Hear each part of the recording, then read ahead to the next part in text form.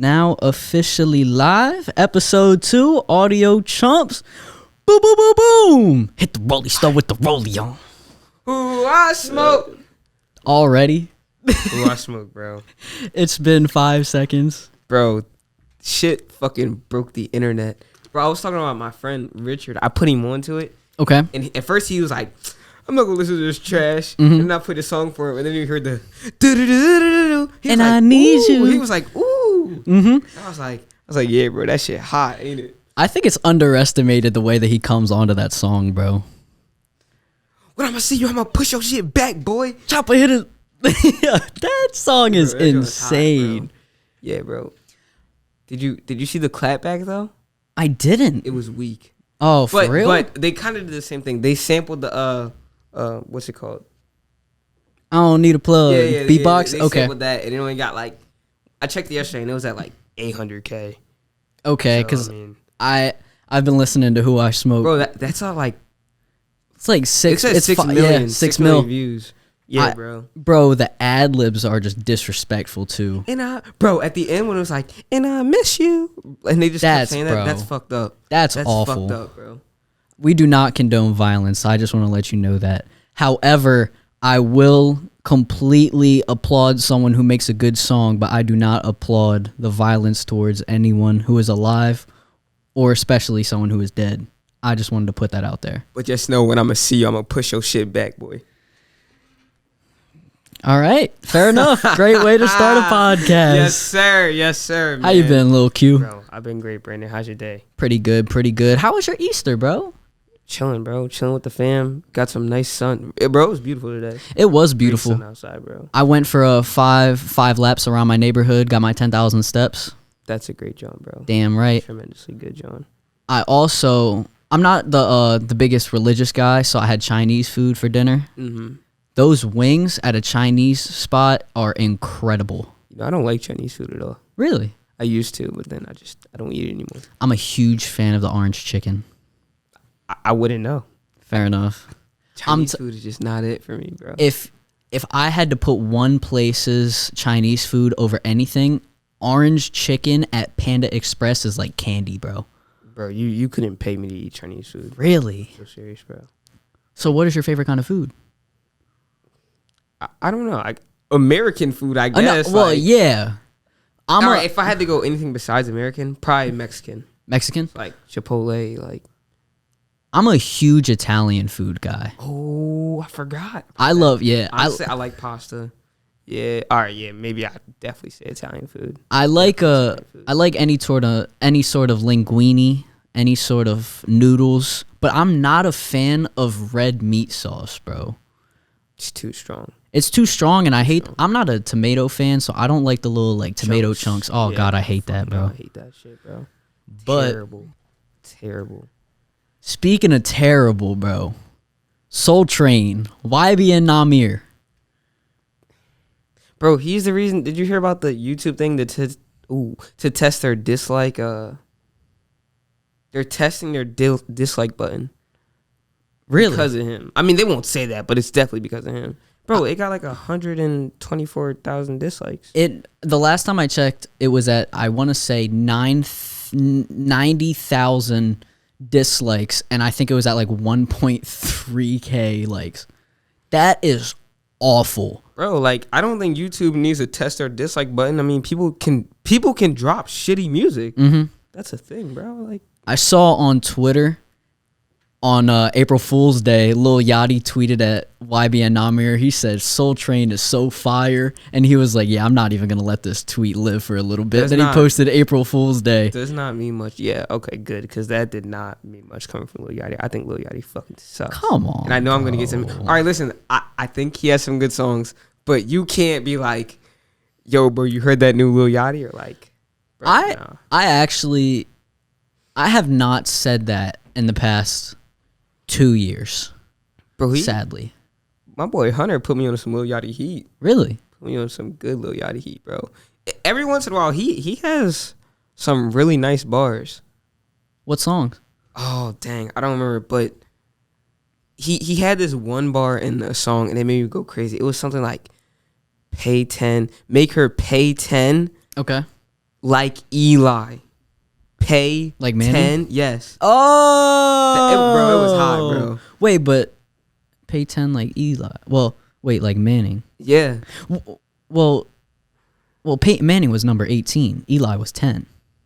No. Well, no. Peyton, like Peyton. Oh. Yeah. Oh. Okay. All right. I see where you're coming with. Yeah. That, I didn't think of that. That was different. I didn't think of that. That's what I started thinking of. No, I didn't. When I heard it, I went crazy. I'm not gonna lie, bro. I like Soul Train by YB and Namir, bro. Okay. I'm gonna be fair and honest and just. All right. I think that the vocals, okay.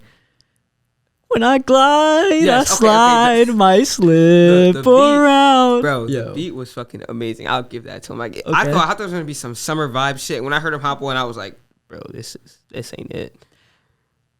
I liked it, but his vocals at some points in the song were kind of awful. I'm gonna be fair.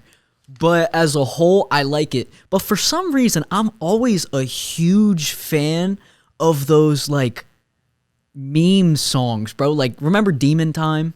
Demon Time. Demon time after Bro, 9. remember She's a when, vibe. bro, that's how Blueface got big. Remember when he dropped makes you think I'm the next big thing. Shut the fuck up and suck this Bro, big that's thing. how he got. Bro, if he didn't drop it, bro, that song was so ass. Everyone loved it. I loved it. And Bro, I that song was remember. ass. I remember my boy Primo Sucks, right?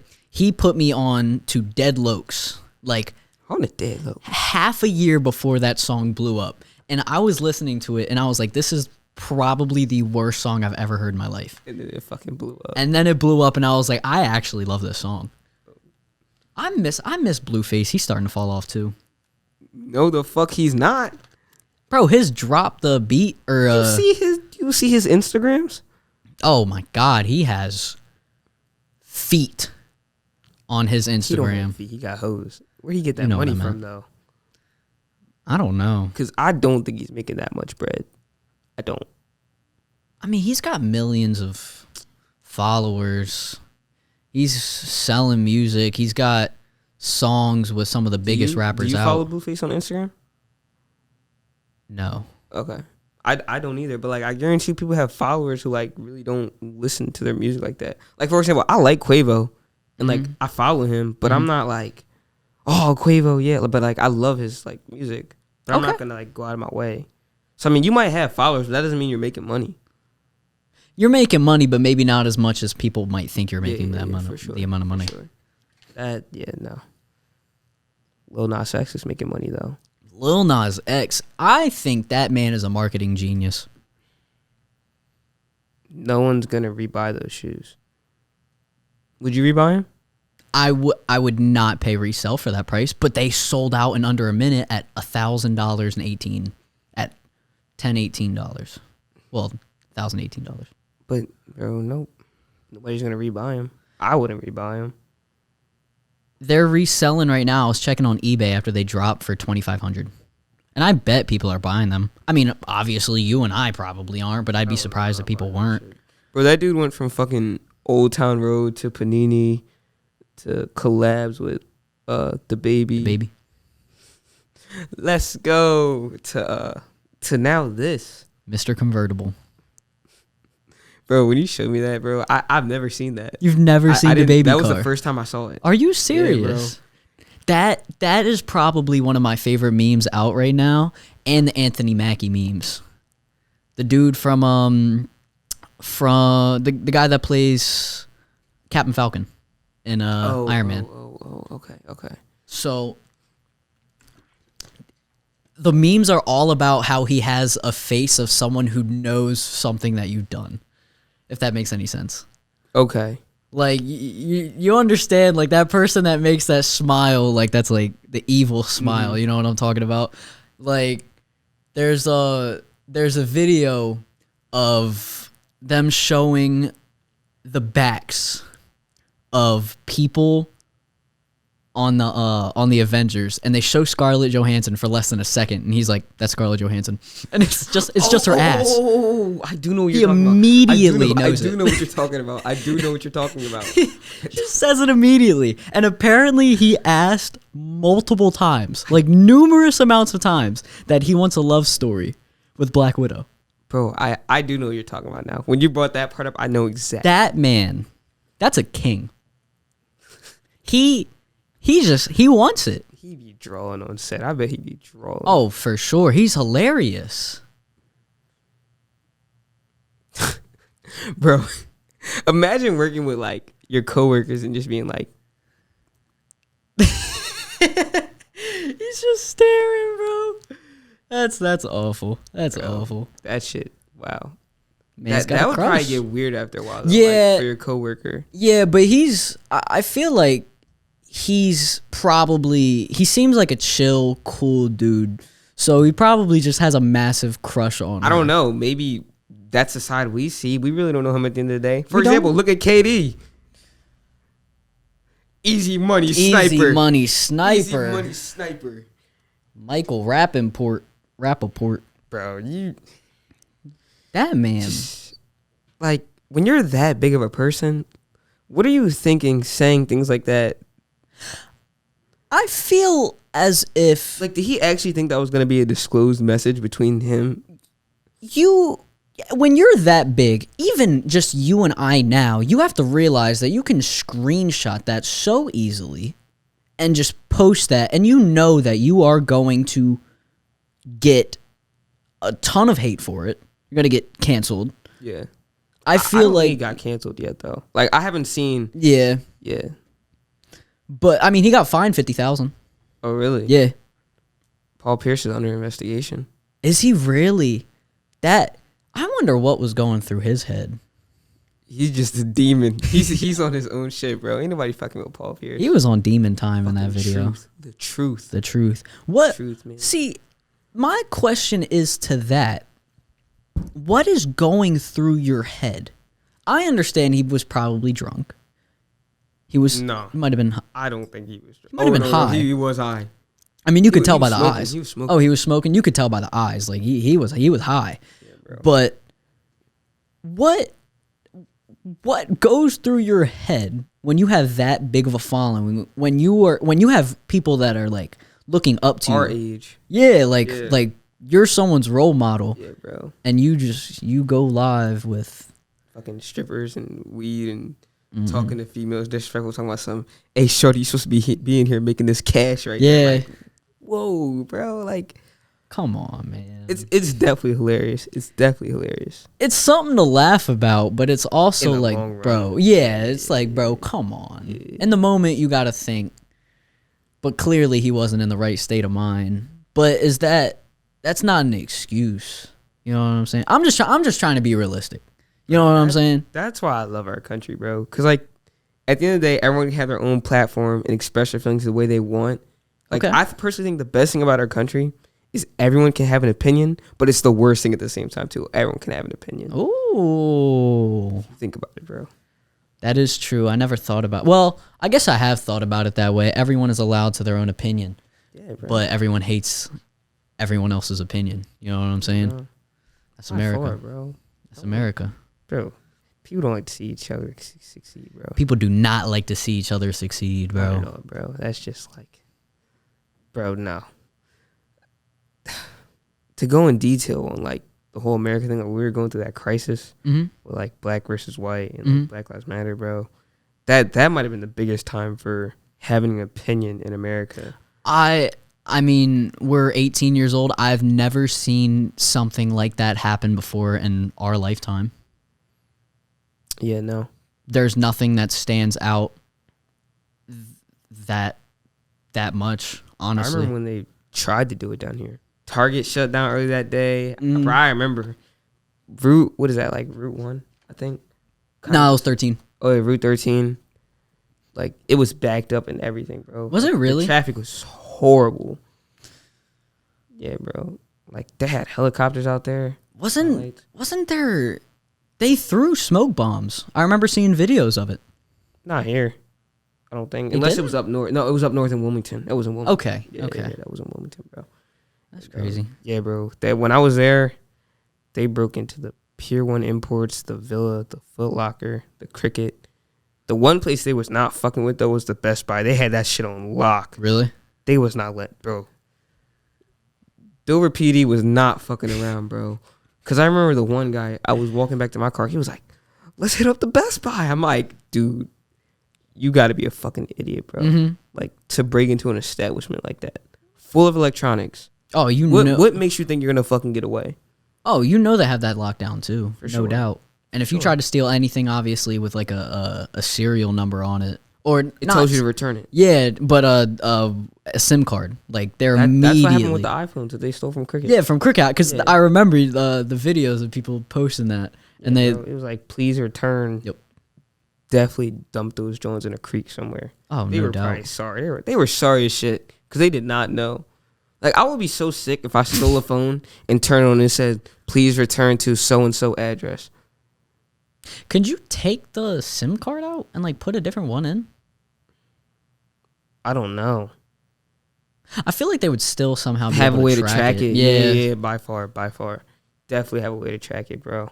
And another thing they had unlocked was the Christiana Mall too. Really? Because they said something like, "Oh yeah, we at the Christiana Mall, bro." Delaware State Police was on that. They were on that. They were not playing with that at all. Like, bro, if you want to do something, why would you put it out there? I don't know. Especially like that. I don't know. Like, obviously, there's a difference between posting about we're gonna go to a protest, or like there's a protest at like the Delaware State Police troop something, and they're like, all right, that's fine. But then if you say, all right, we're hitting up the Best Buy at 7 p.m. on April 11th, you know what I'm saying? Like, nah, bro, but think about it. Like, literally a riot at the Christiana Mall or any mall in Delaware. Imagine how they didn't get away with that, but we got away with the riot at the Capitol. They actually kept that shit like really disclosed. Like, they had a Facebook, like a huge ass Facebook group chat. They kept it like really hidden. Did they really? I'm surprised though, because there were so many fucking people there. I didn't know that there was gonna be a thing like that. I had no clue. I didn't even know that they messaged each other. I want to know how. So there was all of Facebook. Yeah, it was a plan. That was planned. How many people were in the group? Is there like a? It had to be like a community group. Yeah, but it probably had to been private. Like, you had to been accepted. Again. So there were no police. There was no whistleblowers that were like, "Hey, maybe these people are gonna be here." They just showed up. Well, not. I think just there were, but like they were like, "What the fuck? No way. Like, no way." Like, they didn't believe it. Yeah. So that shit was bad. Like, those motherfuckers did a speed run through the Capitol. That's crazy. And yet, still, black people can't even walk through the fucking streets peacefully. I know. That shit's sad, bro. It is upsetting. Why'd you say that shit like a robot? Beep boop beep. Because it's just like me as a white person. You know what I'm saying? Like, I can't imagine not being like someone looking at me differently because of the color of my skin. Like, I can't imagine that because I'm white. You know what I'm saying? Like, I can sympathize towards African Americans, but I can't obviously understand what it's like. Yeah. So I will do everything in my power in order to try to help or try to understand, but there's no true way for me to truly go through it unless obviously I were a black man. Yeah. Yeah, bro. That's why my mom. So like, because I got dreads, box braids now. Yeah. Sorry, I don't know what they're. Yeah, cool. Sorry. I had to wear my do-rag. It's like a protective hairstyle, so if I don't wear it, it'll get fucked up. And like, sometimes I wear it in public, and my mom fucking hates it because like the stereotype. She fucking hates it. That's so ridiculous. Because she's like, if you walk around like that in public, what do you think people are gonna think of you? Or like, people are gonna definitely look at you different. Mm-hmm. I mean, but at the end of the day, people need to realize it's just something that we use to protect our hair. Mm-hmm. It's not something hood rat related or some bullshit like that. Like, no, it's not like that at all. That shit is fucking sad. It's sad that you can't have your cultural hairstyles at a job because they think that it's not like job appropriate. Mm-hmm. which is my dad thought the same ridiculous. thing when I got these. Really? He was like, bro, you're probably gonna struggle to get a job, but I mean, shit. Whoever accepts me. They don't. I say the exact same thing. If you really know who I am as a person, if you believe me, if you understand me, you're gonna look past my hairstyle. And on top of that, that's discrimination. Oh, 1,000%. And you can't do that at all. Like that. No. That's illegal. You could like get in some lawsuits and some legal troubles for that if you said like, we're not gonna hire you because of your hairstyle. Like, no, you can't do that shit. No, yeah, 100%. But they could definitely find a loophole and find a way to turn you down. Oh yeah, no doubt. By far, yeah. Be like, oh, we're not accepting people at the moment. Or Yeah, we're and going to then, proceed with someone else in the future. Thank you for applying or something shit like that. That's just sad that that's a conversation that we have to have. It's been like that for 400 years. I was going to say the exact same thing. Like that for 400 years. And it's never going to go away. Racism is taught. And it's going to have to start with us, bro. Because our parents were like in that time when it was heavy. Like in the 40s, 30s, 40s, like 50s and 60s and shit. It's like our grandparents are the ones who are embedded in that kind of environment. So like, say for example, if a black dude comes home with a white girl, like maybe the white person's grandparents would be like, the fuck are you doing? Or like wouldn't appreciate that or wouldn't accept that. And like think about it, they taught their kids that. But now it's a new day and age. So it starts with us, really. It really starts with us. That's the only way to get rid of it. It's just teaching the new generation on looking at blacks, whites, Asians, all the same. All people of all races. We're all American at the end of the day. Yeah. And I like the thing when you hear people say like, go back to your fucking country. Oh my white people God, say like, bro, dude, where the I fuck know. do you think you came from? I couldn't tell you. I couldn't tell you. Well, obviously Africa. But yeah. I don't know really because like my last name, I have a French last name, so I don't know if there's so many predicaments with my last name, what it could be. I really don't know. And I plan on getting an Ancestry DNA kit. Did you hear about those? Why people aren't getting them as much anymore? Because apparently they sell your information to China and they use it to clone it or something. Really? Did you hear about that? I did not. Bro. I heard something that people were doing.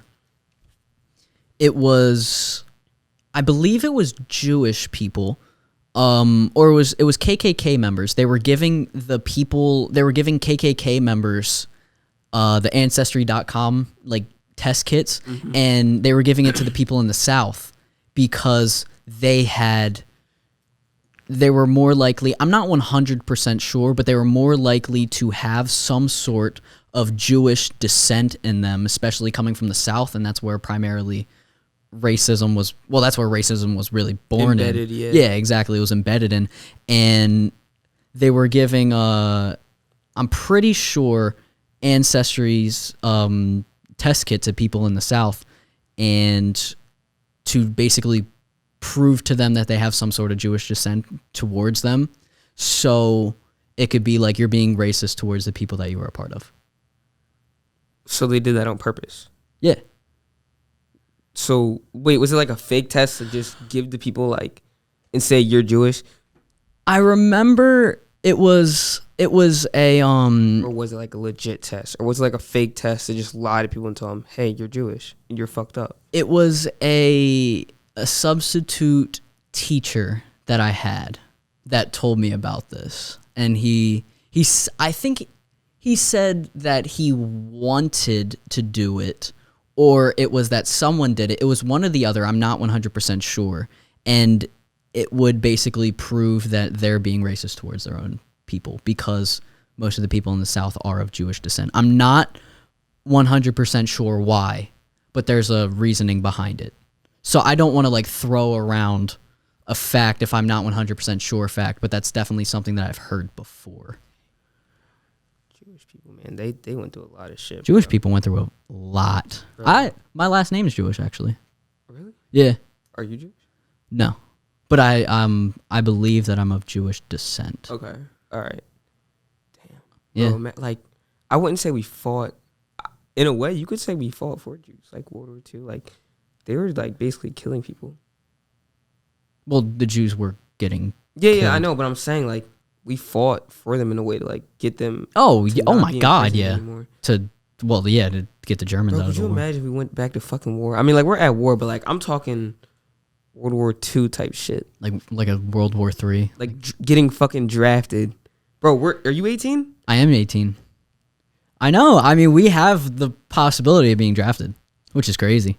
Yeah, but I'm pretty sure they put in some kind of like law or something to where they can't do a draft anymore. No, there's selective service. Okay. Which is what we have to sign up for every time that we turn 18. Yeah. You automatically sign up for it. Yeah. I was about to say shit. I ain't signed up for that. I mean, at least for me, I got an email and I didn't even do it. It was like, you're automatically signed up. I'm pretty sure that's what it said. Yeah, fuck no. I didn't get no email. For real? No. I'm under the radar, bro. I'm on the black market. They don't know me. I'm a different breed, bro. They not fucking with me. Yeah, I'm pretty sure it's a fine if you don't sign up for it Oh. within the first 30 days. Oh, I don't know, but I do know like back then, if you didn't go when you were selected, you would go to jail. That's why Muhammad Ali. Yeah.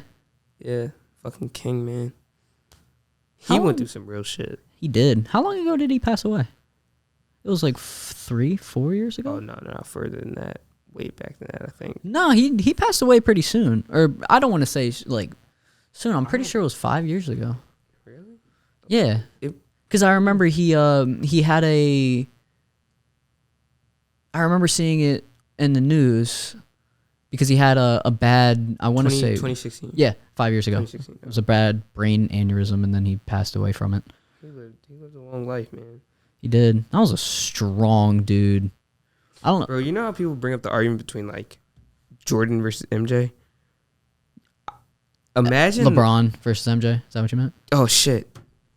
Nah, you're good, bro. You're good. Yeah. But like, imagine if people started talking more about like Muhammad Ali versus Mike Tyson.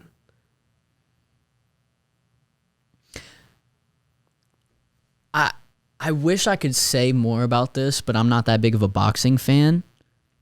However, I'm not really that crazy of a boxing fan, but my grandfather loved it. So when I was younger, I used to watch like old clips about like Joe Frazier and like all those old heads with him. I've watched some of the clips that I've seen of Muhammad Ali was like the famous one of him in the corner. He's just ducking every single shot. And he's like at the end, he's like, yeah, yeah, that's some king shit right there. And fucking Mike Tyson could really pack a punch, bro.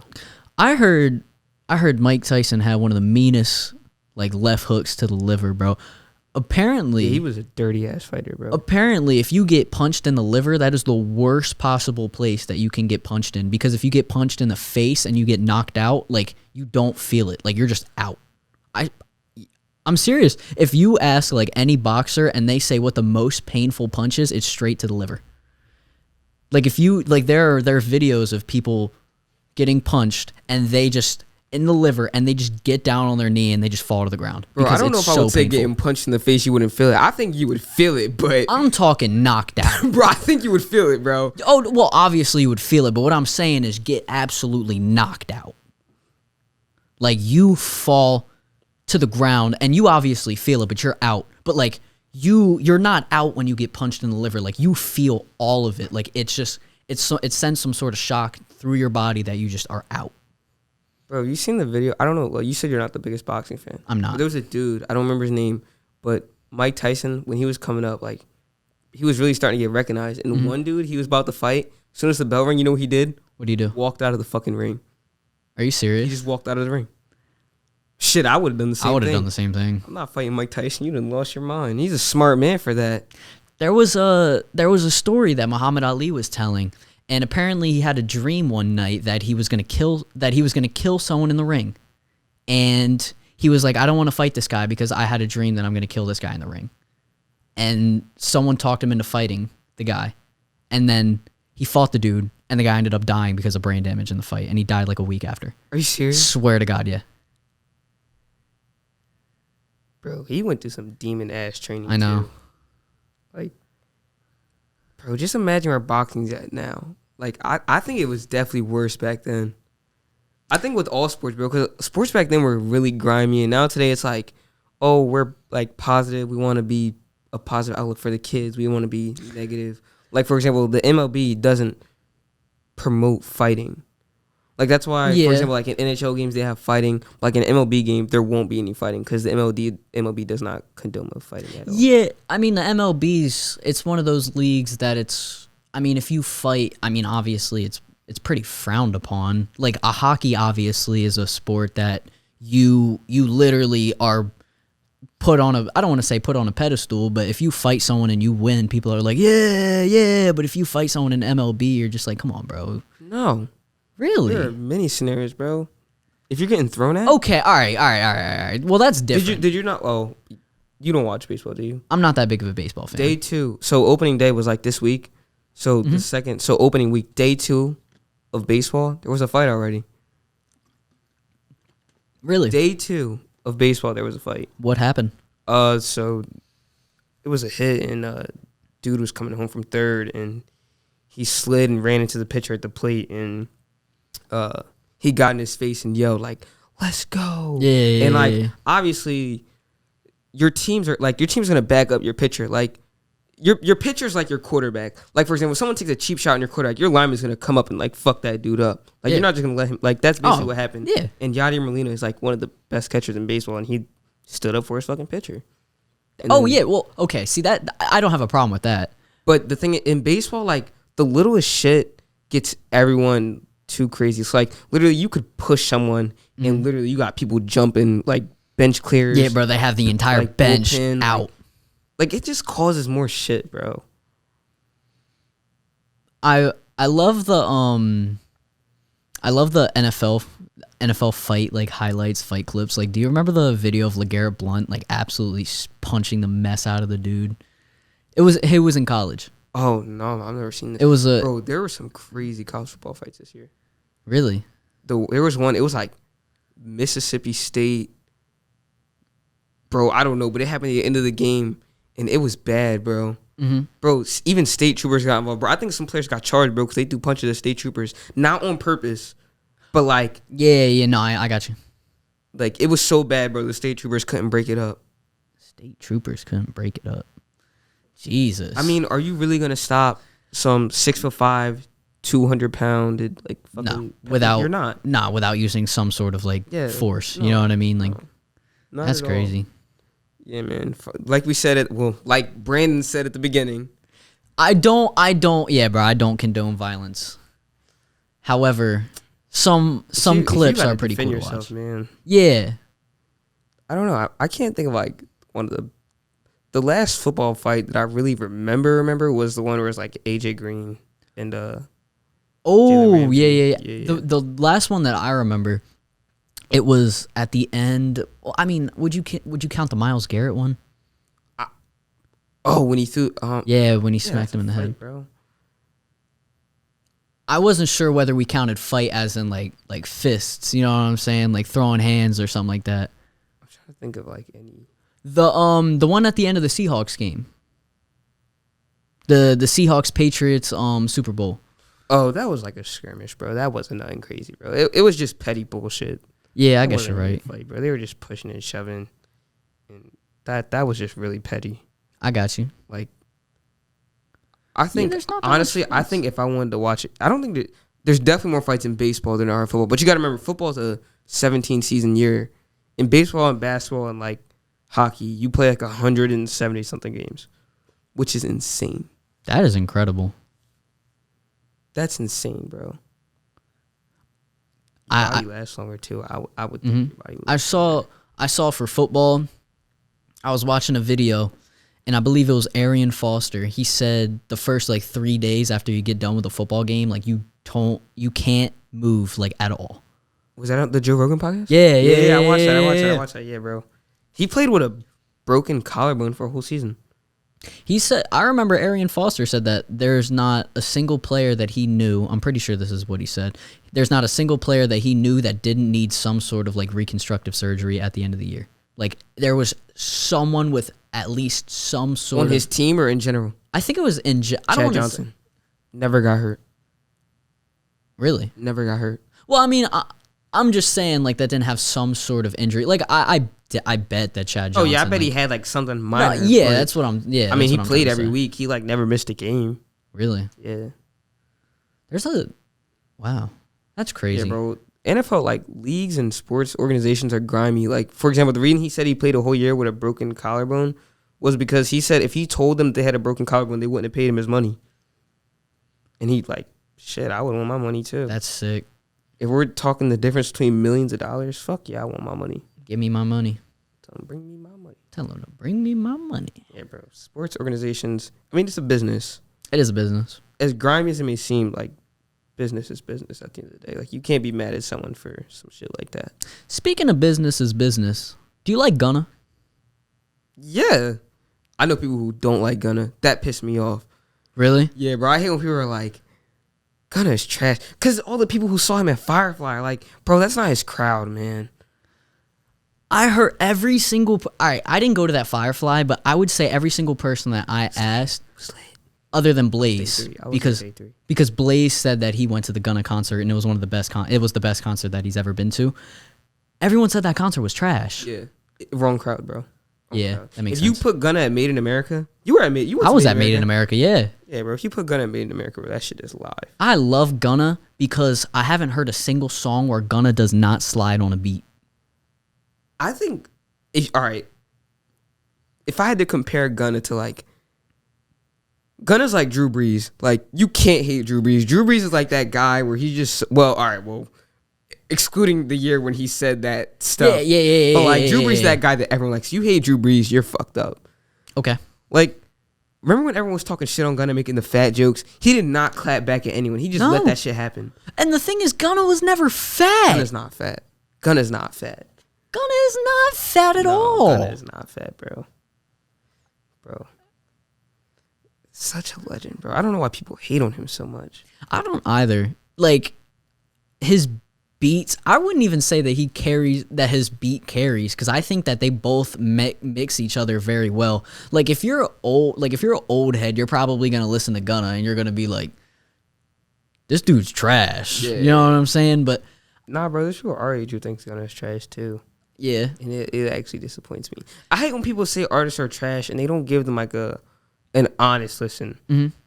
Like they listen to one song and turn it off. Like I'm not gonna lie, I used to be a fucking Tyler the Creator hater. Mm-hmm. I used to fucking hate his music, and then I got put on. I don't want to say that I'm a Tyler the Creator hater, but I've listened to decent amount of his music, and I'm not a fan of that the new Igor sound. That's just not my sound. Like that's not my sound, bro. Man. I'm not a lo-fi fan. I can't listen to music like that. Bro, lo-fi is feel good music. You don't like feel good music? That's what lo-fi music is. I know lo-fi is feel-good music, but it's feel-good in like a sad way, though. Like, it just sounds sad. No. Maybe it differs for every artist. It does. I mean, I would say that it differs for every single artist. Is there like a really odd artist that you like that comes off the top of your head? All good, bro. People hate on me for liking Meek Mill, but that's my guy, bro. Meek Mill? Meek Mill's my guy. Meek Mill? Yeah, all right. Man, that's my guy, bro. Love his music. Love his music? Bro, they love to hate on Meek Mill, man. I mean, he do be on his bullshit, but like, I like Meek Mill. I used to like Tory Lanez a lot, but I've never gave Tory Lanez a shot. When he dropped, what was that album called? I don't remember, but when he dropped the album, it was really good. Who else? Who do you like that's like no one really... I'm kind of... Alright, after listening, we've had this discussion before.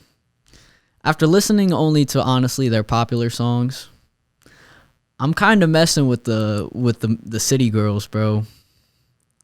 Bro, I actually found a City Girls song that was actually popping. I was on like Apple Music Radio and like it just came up and I didn't know who it was, but it gave me that City Girls vibe and I was like, oh, this shit kind of hot, bro. Uh-huh. And then I looked at my phone, I was like, yo, like I would have never thought I would listen to some shit like that in my life. I'm just thinking because I know that they had a song together. P&B Rock's kind of falling off too, and I know you're a Philly guy, so. Yeah, P&B Rock was never... People actually like him though. People like him, bro. The only song that I've really liked from him was the one song with him and Ugly God. I can't remember the name of it, but I'm pretty sure it was called I Run. That was a very I don't know that. Nah, yeah, it was off one of his like 2018 albums. That was when Ugly God was popping. Speaking of music, man, what do you think of the fucking Grammys? The Grammys, I'm not Over underrated Grammys. I mean, I would have to say overrated for the sole reason I didn't watch them myself, and I don't want to say that I'm like intelligent on pop culture, but I like to keep up with that kind of stuff. And I didn't watch it just because I didn't find it important because I didn't care. You know what I'm saying? Yeah, bro. Like, I personally think the Grammys are overrated too. Like, you can't tell me that Megan Thee Stallion is more like is just lyrically better than Roddy Ricch, The Baby. And like, there were so many good albums. You're telling me out of all the albums they could have chose out there, Taylor Swift won Album of the Year. People actually listen to her. Don't get me wrong. Yeah, no. She has some like throwback bangers like I fuck with, but like Taylor Swift Album of the Year. Was it under the same category that Megan Thee Stallion? Because I know that certain. Okay, so the one I'm talking about with Megan Thee Stallion and The Baby, and that was Best Rap Song. Best Rap Song. She won over The Box, and I don't remember, but there were so many better. What was the Megan Thee Stallion song? Savage. Really? Yeah. Won over The Box? Yeah, bro. Wow. There were a couple other ones too that you would have never thought you would have won over. I thought it was interesting that last year's Grammys had a lot of new school rappers. It was YBN Cordae, it was Tyler the Creator, and this year it seemed like they went to more serious rap. Not saying that YBN Cordae is not serious whatsoever, but I'm saying more I want to say like that old school kind of vibe rap this year with Nas being nominated, and he won Best Rap Album This year? Yeah. Oh wow, I didn't watch the whole Grammys. I watched like a part of it because I got pissed. So you just turned it off? Yeah, bro, I couldn't watch that shit.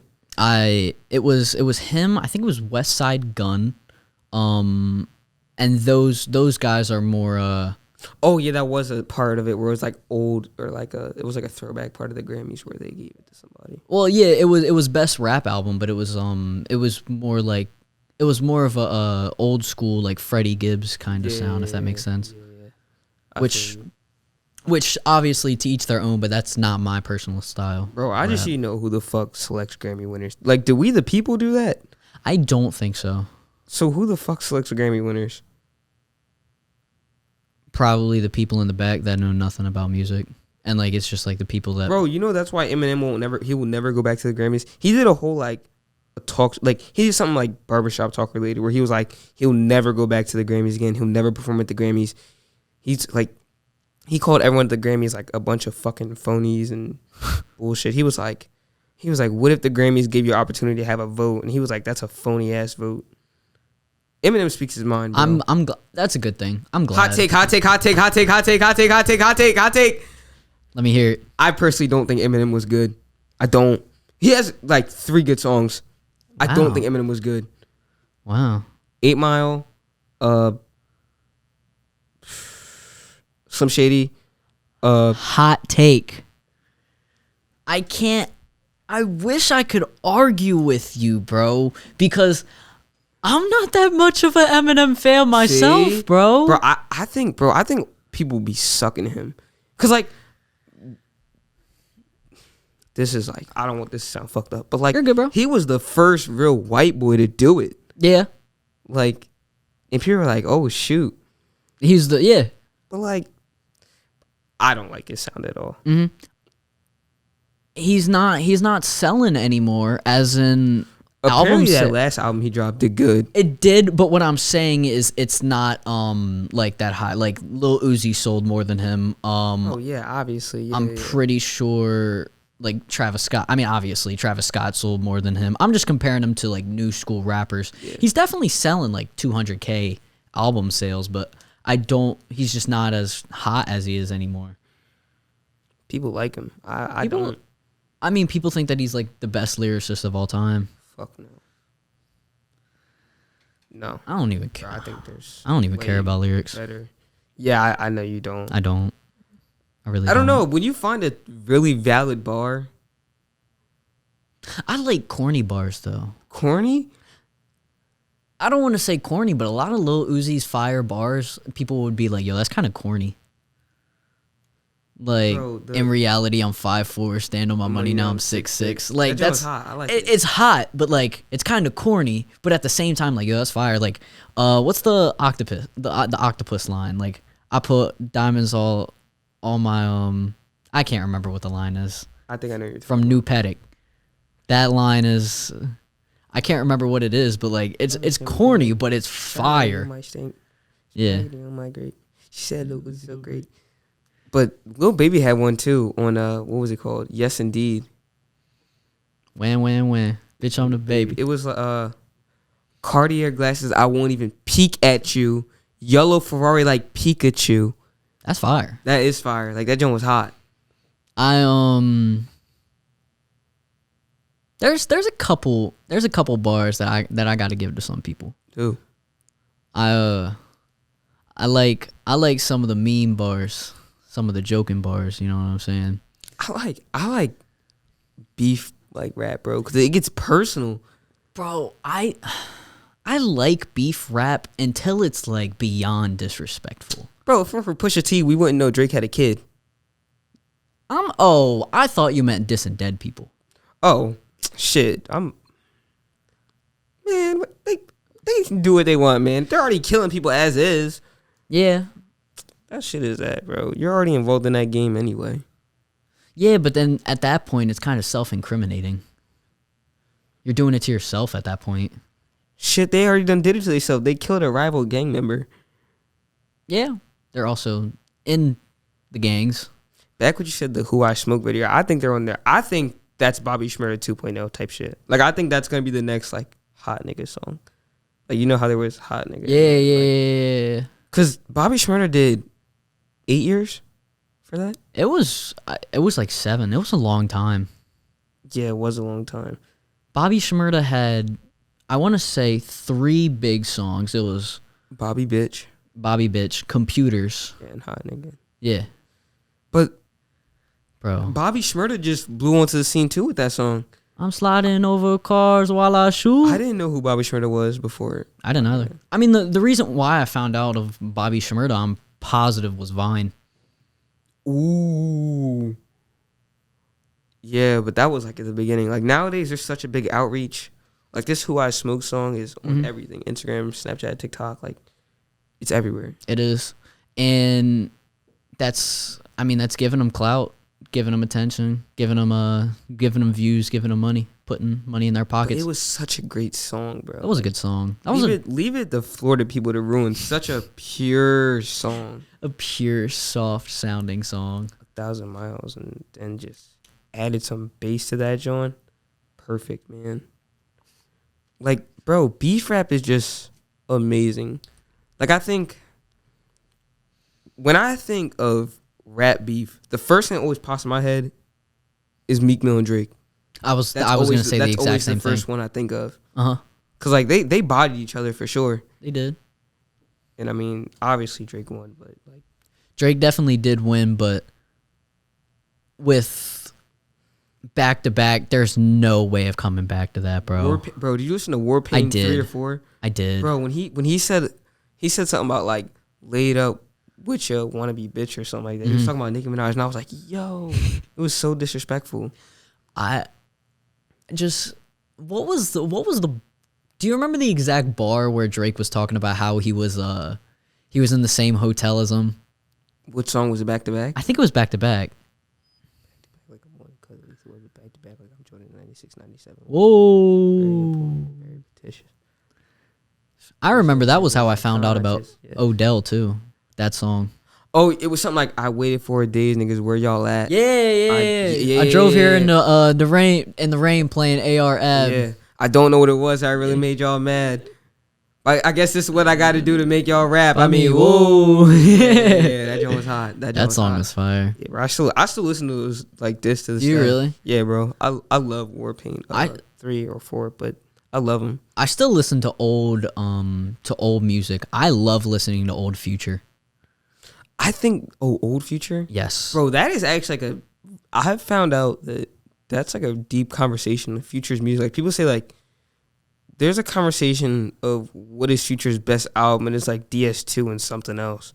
Mm-hmm. Like people actually like debate about that. What do you think it is? DS2. Oh yeah, I mean, I would have to put DS2. That's how I found out about Future. If it's not for DS2, I wouldn't know who Future is. I would have to put DS. Yeah, I think that's how I found out about him because the Thought It Was a Drought song. I remember that was on Vine, and that was how I'm pretty sure I found out about him. Yeah, because it was I just Joe in some Gucci flip flops, and I remember he was dissing Scottie Pippen, I think. Because or was it Russell Wilson? No, it was both. So yeah.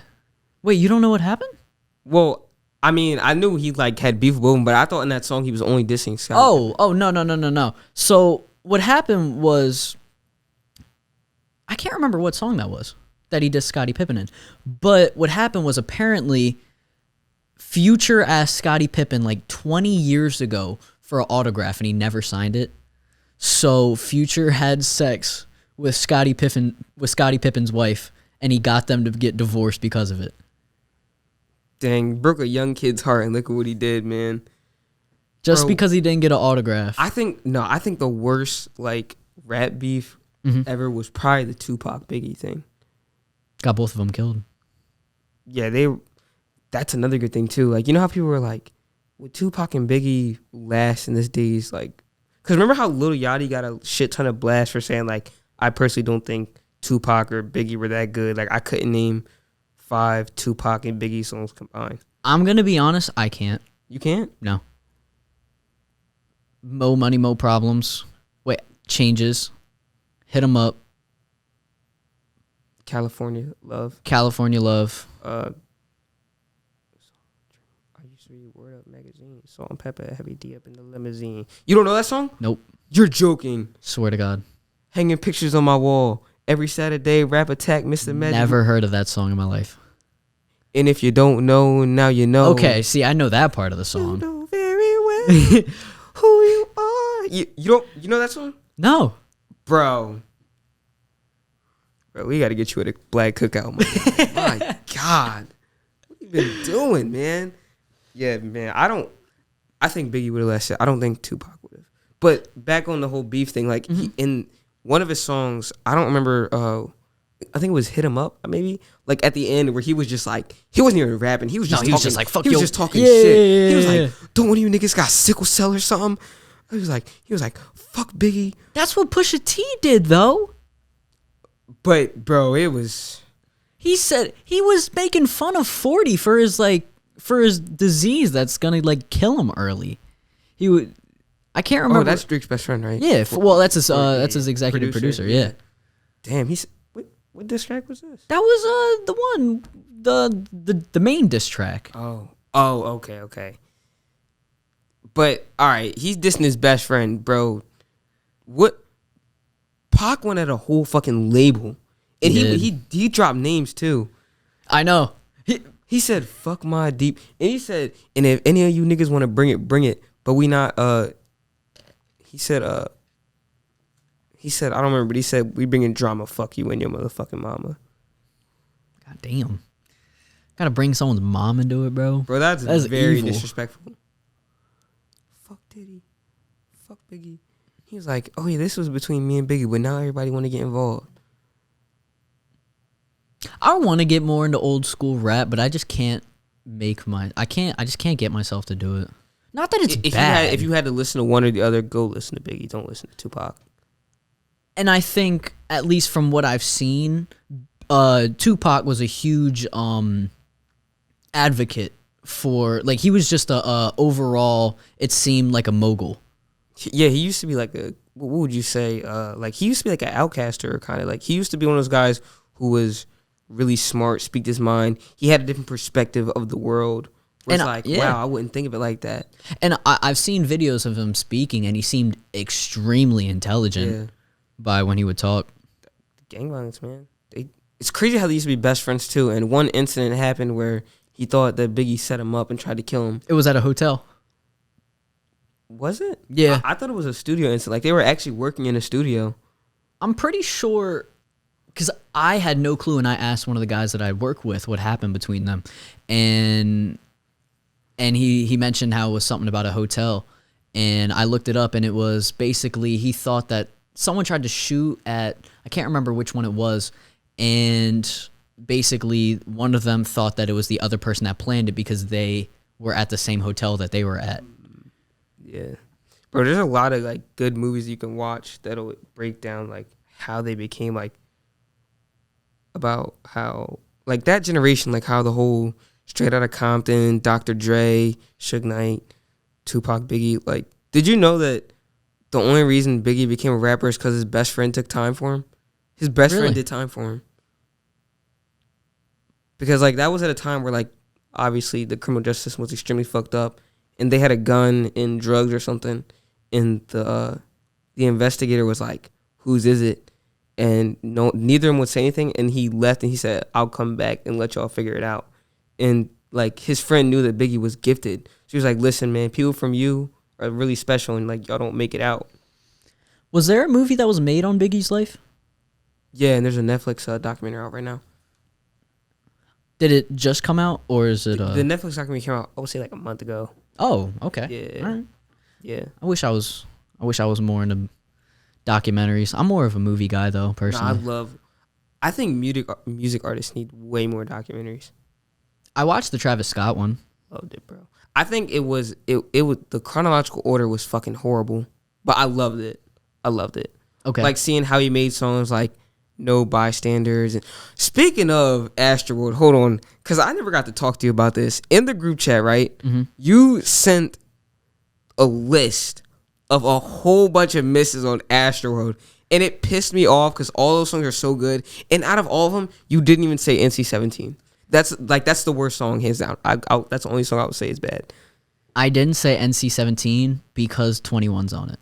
Oh, okay. And I'm a Skeletons, Stop Trying to Be God. I'm not a Kid Cudi fan. I don't like that sound. I'm sort of a Kid Cudi fan. I like Kids See Ghosts, and Skeletons is Man on the. No, those aren't. I'm talking about Stop Trying to Be God. Wait, no, that's not Kid Cudi. That's Tame Impala and. Hold on, I don't want to say it's it wrong. Frank Ocean, isn't it? No, Stevie Wonder. Wait, who's still alive? Yeah, it's Steve. Yeah, okay, it's Stevie. I was gonna say Ray Charles. Ray Charles fucking dead. I think it's Stevie Wonder and Tame Impala. And on Skeletons, it's Travis Scott and Tame Impala. Okay. We've had this discussion before. I don't like that Travis Scott sound. It's just not for me. I like No Bystanders because it's lit. Sicko Mode, obviously. Everyone likes Astro Thunder, and everyone likes Yosemite.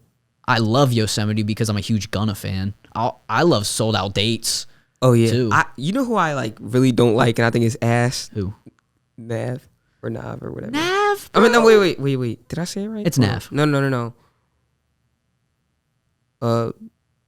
Black Boy. Wait, isn't that what he's called? Brown Boy. Yeah, Brown Boy. Yeah. Yeah, it's Nav. Okay, all right. I was thinking Nav and Nas. I didn't want to fuck it up. But no. I don't like Nav at all. But I will give it to him where he floated on the end of Yosemite, where he's like, "The flame on the island, got gun up on the lid." Like that was tough. Do you know who Anthony Fantano is? I don't know why I've heard the name, but I can't put a picture to the. He's the biggest music critic on the face of the internet. Really? Yeah. I would think it would be like academics. No, it's straight up music critic. Like that is literally his job. Academics is everything. But Anthony Fantano, his YouTube channel is The Needle Drop. Every single Nav album that has came out, he has a 0 through 10 scale, and then he also has not good. Every single Nav album that has came out has been not good, and it's been like 5. Bro, I don't like Nav at So all. I think Nav is terrible. He's getting the whole like Thanos gauntlet of like not goods from him. And honestly, the thing is with Nav is I don't think he's bad. I think he's just the king of mediocrity.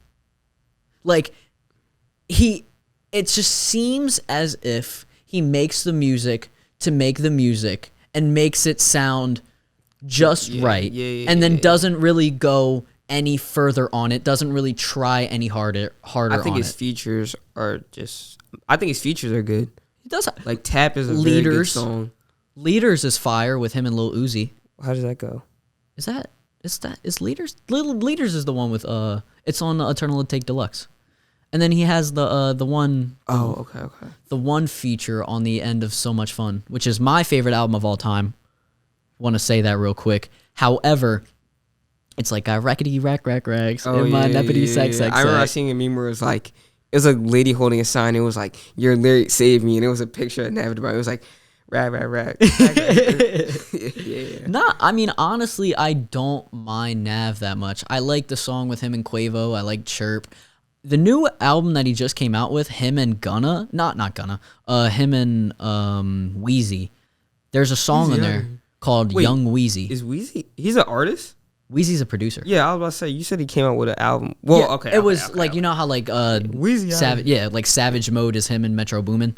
Well, basically Wheezy, I can't remember. The producer puts her name next to it, but they're just the producer. But they say by but it's the entire album is produced by Wheezy. Okay. So there's a song called Young Wheezy, and Gunna floats. I mean floats on that song. I've never heard Gunna. I mean, obviously I've heard Gunna float on every song I've ever heard him on. Bro. But he rides the beat like a wave, bro. Bro, I think my favorite like floating songs of Gunna are like Stuck in a Dream. It's called like Bikers in Chains, where it's like Rockstar like Bikers in Chains. Oh yeah. No, it was like bought the street sweeper to come to the street. Bought the street sweeper to clean up the street. Yeah. That joint. Yeah. Like some Miami Heat. Like that joint, bro, I love that song. That's him in Future. Yeah. I love the line. I love the accounts that take song lyrics out of context, because there's one line in that song where it's where Future says, "Bought a street sweeper, I'm sweeping the streets," and I'm just like, wow, really. Speaking of really music Future artists, man, Firefly's coming back. Music festivals are coming back. September. Bro, I want to see how that shit's gonna work with COVID. Like, are you gonna have to have like a COVID form to say like, yeah, I got vaccinated, or I'm COVID negative? Oh, that's interesting. Yeah, that's actually been a conversation. Question. That's been a conversation. And Firefly, like, bro, they gotta redeem themselves, because that last 100, bro, was fucking horrible. Well, Firefly said they wanted to be less rap oriented. I've only been to Firefly once, and honestly, I would say that was the greatest day of my life, hands down, greatest day of my life. Any day, like, if I can remember any day of my life, that was the greatest day of my life. Really? Yeah. Who'd you see? Post Malone. Bro, I was trying to listen to Gucci Mane, bro, but everyone was like, yeah, bro, let's. I'm like, no, but obviously I had to go, because, like, bro, that place is fucking huge. I wasn't trying to get lost, like, get out of contact. And EDM, who was there later that night? I think it was DJ Snake. Yeah. Bro, EDM is so different, bro. I've never been to an EDM concert. I wouldn't want to go to an EDM concert. I like like a little bit of EDM though. Mm-hmm. Like, I hate how I've had a predicament where I start to appreciate artists more as they die. Like, I have me with Juice WRLD and Avicii. King Von? Oh no, I was listening to his music before he died, okay. But I didn't like how everyone became a King Von fan when he died, so it kind of pushed me away a little bit. I mean, that's kind of what happened with Lil Peep. No. Everyone became a little... What the fuck? I'm going to get hate for this, but Lil Peep sucks. I'm sorry. I don't care what anyone says. Like, Lil Peep sucks, bro. I'm sorry. I did watch myself, because you're fine. You're fine. Draw, but you're fine. Bro, I'm sorry. Like, Lil Peep was not good at all. I didn't know who he was until he died. I did. You did? Yeah. I knew he was. I like the song with him and Lil Tracy. It was called White Wine. I couldn't name a song of Lil Peep's. Really? Hold on. Let me think. Wait, is it called NASCAR? Whip it like a NASCAR. I that sounds time like pass. That sounds like something Lil Peep would make. Yeah. No, well, I think it's Gym Class. Yeah, Gym Class. Yeah. And there was one song that he had really pop where it's like, "We're right here" or something like that. That everyone knows. That's not my sound. Not my sound at all either. Not an emo rap kind of guy. But I have to respect it, because he created his own subgenre of rap. He created emo rap. I didn't even know that was a thing. You like I wouldn't know. I would consider like Ian Dior emo rap. I don't listen to him either. I couldn't name one Ian Dior song. Mood. Why you always in the mood? Yeah, but like that was a TikTok song. But like, yeah, it was like number one though. Yeah, I couldn't name any song though. Yeah, those are guys like I definitely wouldn't want to see at Firefly. Like, you wouldn't, example, or you would? I wouldn't. Like when they came out with the lineup, the only people I really wanted to see that year was like Khalid. They had Don Toliver's name in small print. He wasn't that big though. Yeah, they had Gunna's name in small print too. They did. I really want to go to a Rolling Loud concert. Fuck no, not now. Oh, no. Way too many people. I want to go to Coachella. Coachella? Yeah. They have a lot of artists that I just don't want to see. Honestly, I wouldn't mind seeing Billie Eilish. Dude, I don't want to fucking cry my soul out, bro. Not in the mood. Fair enough. I mean, I'm not the biggest they're Billie gonna be Eilish like, fan. Hella John's there, but like, yeah, that's where he's not to go. I think the best part about Firefly was a silent disco. Bro, like you could tell, bro, it was good. I enjoyed myself. Bro, I'm telling you, that was the great. I went for one day. Greatest day of my life. Bro, it was like, it was so bad getting home, bro. I couldn't walk at the end. I couldn't walk, bro. Legs were just done for? Done, bro. Like, it was so painful. Bro, when I got in my house, I dropped to the ground. I crawled back to my bedroom. I crawled. Like, I was in so much pain. Bro, my mom was laughing at me, bro. Are you serious? Yeah, bro, she was laughing at me. Has there ever been a point in your life where you have literally passed out or somehow got knocked out or something? Yeah. Tell me about it. After a football game, Pop Warner football game, I didn't eat breakfast. I balled out that day, though. For real? Yeah, Anthony might remember it, but it was, bro, I balled out that day. We lost, too, but, really, bro, I passed out after the game. There's only been one time that I've ever passed out or been knocked out or something like that. Oh, I've been knocked out, like, with, like, gas in the office by, like, a doctor. Oh, I'm talking about you black out. There was a situation where I'd walked a lot or something happened and my legs were really tired, right? I was just tired and I made an Epsom salt bath, right? So very great, John. I know. Great, John. So I guess I didn't drink enough water, right? I didn't drink enough water and your body will tell you.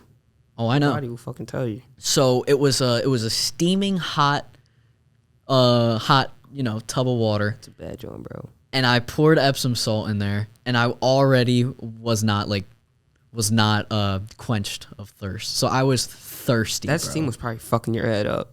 Yes. Wait, did you get in? Yeah. Did you pass out in the tub? Bro, you could have fucking died. Yeah, I know. So what happened? Bro, what the fuck? Yes, bro. So what happened was I was lying there, right? And I tried to get up and I couldn't, bro. Like I was just sitting there and I was just staring and like I was off into space and I was like, am I okay right now? Bro, you should have had the red flag alone that you had a headache. Yeah, bro. No, my head was like pumping, bro. And I couldn't get myself to move. And I kept trying to, and I ended up standing up, right? And then I immediately like fell over, and I put my hand on the railing, and I tried to like turn the water over, and it stopped, right? And then I got out of the shower, immediately just fell to the floor. It was Bro, out. I had a thing called cellulitis. It was a bacteria that I got from baseball. Really? Because in baseball you can wear metal cleats. Okay. And I got cleated one day. And I was fine for a week. And then my foot fucking, it was swole up. Mm-hmm. And I couldn't put pressure on it. I couldn't walk or anything. So I had to go to Big Health. And they transferred me to CHOP in Philly. And I was in there for like a good week on like medications to where my foot would swell, bro. I had to take like fucking walking therapy. It was bad, bro. It was terrible. How old were you? I would say this was 8th grade. 8th grade? Yeah, bro. What just happened to me happened like 3 months ago. Really? Yeah, bro. It was probably like 3-4 months ago. Bro, Come on, man. I don't. You're 18 years old. You know if you have a headache, what the fuck are you doing getting in the bath for? Come on, man. I have never used Epsom salt before in my life. Bro, in that it's moment, a great John. Is it? So are you not bro. supposed to use that with hot water? No, you can throw it in warm water, but like, no, it's supposed to like relax your muscles. Yeah, I was way too relaxed. I was floating. I mean, if you just hopped in instantly, then like it's not gonna do it instantly. But like if you were in there for like I was in there for like 30 minutes. Oh, then, hot steaming water. Yeah, it was probably processing through your body for sure, man. Bro. That was an insane moment in my life, and now I know not to do that again. Bro, red flags are like, just like you said with the whole Muhammad Ali thing about how he had the dream. Listen to yourself. Yeah, bro. Red flags are scary. Especially when you have like an A option or a B option. I actually saw something the other day, and it said, if you have a second option of something, 9 out of 10, your first option isn't going to work. If you have a backup plan, 9 out of 10, your first option probably won't work. Really? Yeah. I feel like you should always have a backup option, though, just in case anything happens. Some things you don't need a backup option to. Yeah, I agree. But the thing is, I don't have any... I mean, for example, say someone wants to become a huge movie star, right? They're obviously going to have a backup plan. But what you said is that more than likely is not going to happen. And more than likely, everyone's not going to become a movie star. And that's just an honest fact. But what I'm trying to say is, just in case, I think that you should have a backup plan. But that actually makes sense now that you say that. Like with the red flag thing, like if you're walking down the street and someone says, yo, bro, come over here. Like, that's a red flag right there, bro. You don't see someone and they yell at you and say, yo, bro, come over here. Mm-hmm.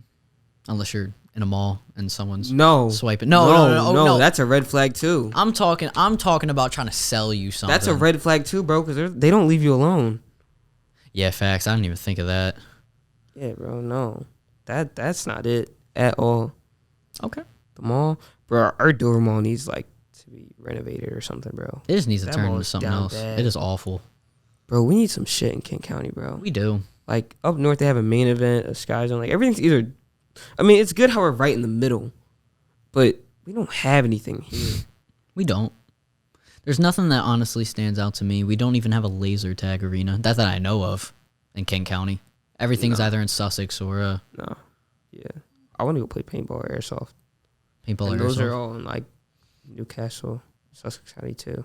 There's one in far Smyrna, but I think that's Sussex County. Yeah, Sussex, exactly. That's Newcastle. Newcastle. Yeah, my bad. I'm tripping. County. That's Newcastle. Yeah, bro. Newcastle. Yeah, we really don't have anything. They're adding Five Guys. You heard about that? Yes. You heard about near that? Wawa. Yeah. And they're bringing Chipotle there too. They're bringing Chipotle? Yeah, bro. I heard the rumor that they were making that Five Guys. When is that going to be up? I wish I would have saved the picture. Oh, God. Five Guys, I actually used to drive to Rehoboth for the sole reason to get Five Guys. Bro, I because of my condition, bro, I can't eat red meat anymore, so I can't eat Five Guys. Damn. I want to go to Shake Shack and try their one burger. It's a vegan burger. I want to try it so bad. Damn. How old were you when you found out that you had Crohn's disease? It was like 7th grade. 7th grade? 7th grade. What happened? Stomach problems, just like stomach was hurting all the time. And I got diagnosed with it. And now that you take it, does your stomach like still hurt? What do you mean, like take what? Like, cause you take medication, right? Yeah. Honestly, it's just all about taking care of your fucking body, bro. Taking care of what you drink, what you eat. Like, you can't eat fried food. Like, you can't be drinking acidic drinks. Like, you can't drink lemonade. You shouldn't drink red drinks. Not too much sugary drinks. So no matter what, like, human body gets inflammation no matter what, even with things you eat. Like, some things just might not sit in your body. So maybe for you, like, say you eat something, it doesn't sit in your body, your inside's going to be inflamed, but it'll go back to normal. My insides are always inflamed no matter what. Really? But it can be controlled. Yeah. Huh. That's crazy.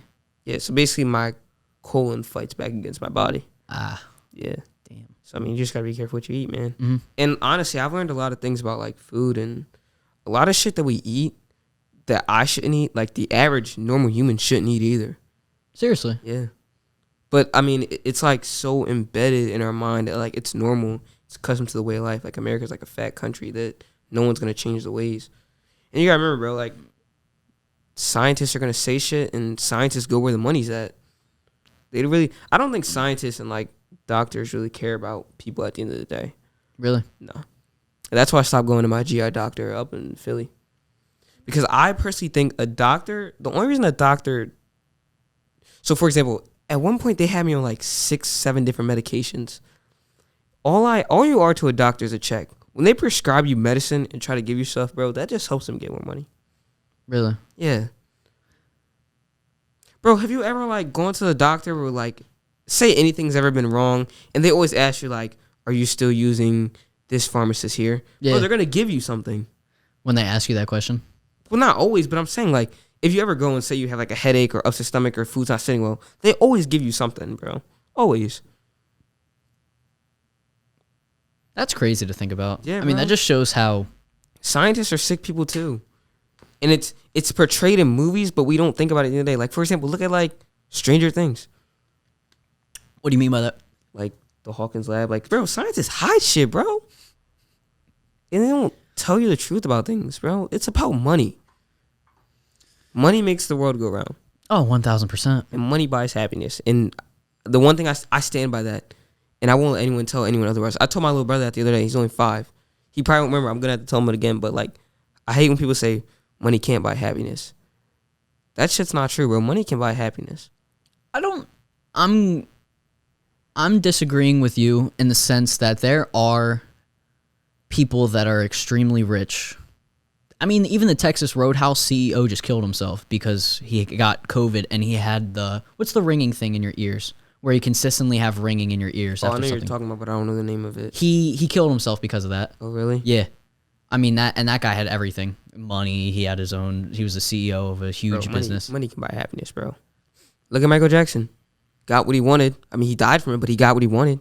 And that's what made him happy, I guess. But was he truly happy if he had to take that much drugs? That's what I'm saying. Because he had so much shit going on with him. And the sad thing about Michael Jackson is I grew up on him, and, like, he'll always be special to me. Like, because, like, if I had to tell you the first artist I grew up with, Michael Jackson, hands down. You don't believe the Neverland stuff either, do you? I remember you mentioning that.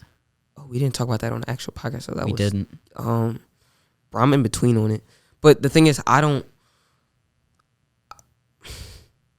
not a hater. I like Michael Jackson. So I'm going to say no, he didn't do it. But if I did think he did it, I wouldn't talk about it because he's not here to defend himself. And I like that. Yeah. I like that you say that he's not here to defend himself because I think that that's an important thing, but I also think that it's important for people to be aware of a possible issue, but you shouldn't fully accuse someone unless there is complete obvious evidence, and I'm not. There's a shit ton of evidence, though. Yeah, I know. He's dead now. It's over. And honestly, we don't even know that because you've seen the rumors of how he might have faked his death. I have not seen those. You've never seen that? I have not. So there's a video of like an ambulance and someone recorded going to the hospital and someone hopping out of the bag looking just like him. And I think if anyone were to, like, Michael Jackson was like on that weird shit. Mm-hmm. And I think if anyone were to fake their death, he would do some shit like that. I'm not, and I don't know much about the situation, so I obviously can't say anything on it. But there are situations of. Did you see the thing that there was an album cover, and if you counted, there was 13 words on it, or there was 13 or 17 songs. I'm not exactly sure how many songs there were. But if you counted out the amount of letters on every single, the first letter on every single song, it said Juice WRLD isn't dead. And then Whose album was it? I don't remember, but it was an album cover. Well, it was an album, and that was the first letter of every single song. But the rapper said, well, Juice WRLD said in earlier songs, I'm gonna fake my death when I turn 21. What's the 27 Club? Yeah, we ain't making it past 21, and that's how old he was when he died. And then there was also him saying that he wants to fake his death, and then there was someone saying that as the first letter of every single song. He did sing a song too. They're gonna have to kill me, something like that. I mean, obviously, let the man rest in peace. I would say. Do we know he's dead? No, he's dead. You know? I don't you know? personally know. We don't know Michael Jackson's dead. Sure. We don't know Tupac's dead. We don't. But I'm just gonna accept the fact that he is more than likely dead. Yeah. Have you seen Gone Girl? Can you like break down something of it? It's Ben Affleck and Rose. I'm not a movie guy, so if you name actors or actors, I won't know. I don't want to spoil the story. But I feel like I've definitely heard the name. I do not want to spoil the What's story it called? of the movie. Gone Girl. It is one of my favorite movies of all time. But I don't want to spoil it for you or the viewers because it is one of my favorite movies of all time, and it is one of the greatest plot twists. I've never seen this.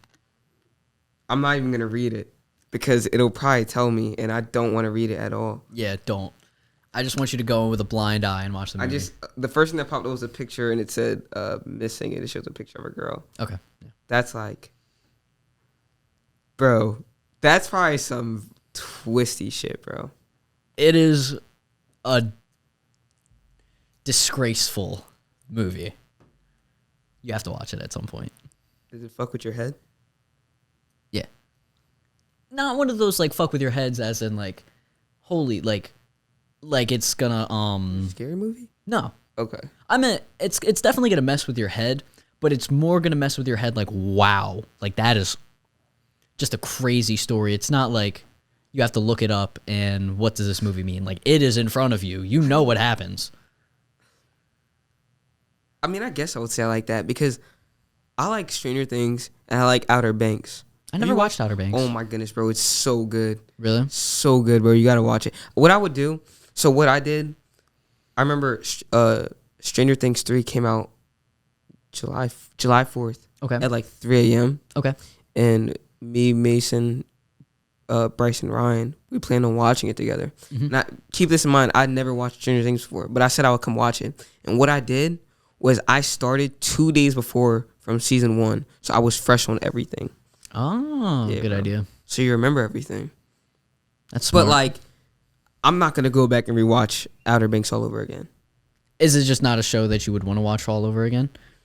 I mean, I would, but it's not like It's not like a story that you have to watch to know. yeah. what I happened. remember. I remember. What Yeah. happened. Okay. Yeah. And Exactly. I remember like the plot and everything. I feel like there's a lot of things that happen. Bro, you and- gotta watch it, bro. Really? Got to watch it, I'll have to. bro. I'm telling you. Don't listen. Don't say it now and don't do it. You have to watch it. It's a bro. This movie that you said with the whole missing thing. Yeah. Bro, it's a must watch. Okay. I can like explain it to you, but I won't like. I mean, there's nothing really to tell you because they're going into a season 2, so everything wasn't really. Yeah. Basically, there's this kid. His name is John B, and he has like 3 other friends. They live on the Outer Banks, and there's this like treasure. It's like this treasure that like people think is real. Some people don't think it's real, and the kid John B, his dad died, but his dad was the main one who was up to something and knew something about it. And John B like wanted to live his father's legacy and finish what he started. Okay. I'm not gonna tell you the rest because the rest is juicy, but like All right. Yeah, that's basically when, like they're basically trying to find treasure because they say it has like it was like I think it was an old slave ship or something that has like a shit ton of gold with money or something on it. Okay. But it gets really grimy too. For real? Very grimy. Anything regarding money gets grimy. Yeah. Yeah. I mean, come on. Yeah. For sure, bro. Yeah, man. There's some good ones. Even like Stranger Things. The way Stranger Things 3 did you watch Stranger Things, right? Yes. The way Stranger Things 3 ended was like the biggest fucking cliffhanger ever. Stranger Things 3 was my favorite season. I don't remember 1 and 2 that much. I loved 3 because it was all, I don't want to say all over the place, but I would say Stranger Things 1 was all really one location. It was all Hawkins. And then 2, I don't remember much from 2. I don't remember much from 2 either. But 3, I just remember it being very colorful. I remember it being very, I don't want to say aesthetically pleasing because that doesn't change like how good the show was. But it was just the mall. The mall what were was they fighting dope. in the mall? What was that? Was it like a Demogorgon? Was it a Demogorgon? It was like a big Demogorgon? Yeah. Towards the end, yeah, it was a Demogorgon. No, they were fighting the Demogorgon, and what was his name? Billy? Was that his name? Yeah, Billy. He was abducted by like something, I don't remember, but they had to kill him, right? Yeah. They had to kill him. Spoiler warning, sorry. Bro, if you haven't watched Stranger Things by now, you're facts. an idiot, bro. I'm sorry, you're just missing out. Facts. Bro, why? If people tell you to watch something, especially when you get multiple people tell you to watch something, you should watch it. I agree. Has anyone else ever told you to watch Outer Banks? Yeah, but I'm not a TV show guy. It's a series on Netflix. Well, no, like I know it's a series, but what I'm saying is I don't like TV shows because a TV show you have to watch, you have to sit down for 10 hours, and a movie you're done with it in 2. Okay, but the thing about Outer Banks is it's so good to the point where I stayed up when I watched it. I stayed up till 4 a.m. and I was so tired. Bless you. And the last episode that I watched, bro, the cliffhangers on Outer Banks are fucking amazing. Okay. Like, it makes you want to watch the next episode. Even if, say, you have to go somewhere. Like, it makes you want to watch it so bad. All right. Yeah, bro. I'll give it a watch. I'm telling you, bro. You gotta watch it. It's so good, man. Movies. I'm not a movie guy, really. I'm a huge movie guy. I would say I'm more of like, I'm like a sports guy, really. Like, I know a lot of sports stuff, a lot of music stuff. I can't get into sports, but I don't want to get into sports. Why? It's not my forte, bro. Like, what about sports you not like? There's a lot to keep up with. Yeah. There's a certain time out of your day that you have to take to watch all the teams play. And you gotta watch all the teams you play. don't, but I don't care enough. I would rather, I don't want to say spend my time on me, but I would rather spend my time doing something else. But I mean, you gotta think, you're a music guy. It takes time to heal with music. It does. Yeah. But I mean, that's one thing though. Like, yeah. I mean, maybe both is not for you. Maybe one is more to you than the other. Yeah. And I'm just more of a guy who I can sit down and do other stuff while I'm listening to music. I can't do other stuff while I'm watching a film. I mean, I could. You could be a music critic when you grow up. I could see that in you. I could, but I only really have one genre of music that I really could be. Okay, well, I guarantee you there's like music critics who stick to a certain genre or something, or a general area of music. The thing is, I don't really like to be negative towards people. You gotta be, bro. You can't lie to people. You gonna let someone keep producing shit music? No. All right. What? All right. I wanna be the person that is constructively criticizing the other person, but in like a respectful way. Like, bro, I'm gonna keep it a bean with you. Like, when Travis Scott drops Utopia, I'm gonna give it like, people probably think, oh, he's gonna like it automatically. Like, no, I'm gonna give it an honest opinion. Like, for example, when Jack Huncho came out, shit was awful. I don't think it was. It was awful, bro. I listened to Soul Train, YB and Namir. Like, we were talking about this earlier, bro. That was pretty ass, but I like some sort of ass music. Ass, bro. The only good songs in there were what's it called? Wake Up. I seen him hate when I was down. You didn't listen to that? YB and Namir? Yeah. I did not listen to that album. I didn't listen to the album, but Appa Stopper's on there. That song is fire. Bro, I seen him hate when I was down. Knowing that I was. It's that chopper. It's that Appa Stopper. You've never heard Wake Up? No, never. Wake up, get my dick sucked. Pull up in that Billy truck. He sold 4K. Yeah, bro. Units. When I That's saw that, bad. when Academic showed it, he said, "What's the album called again?"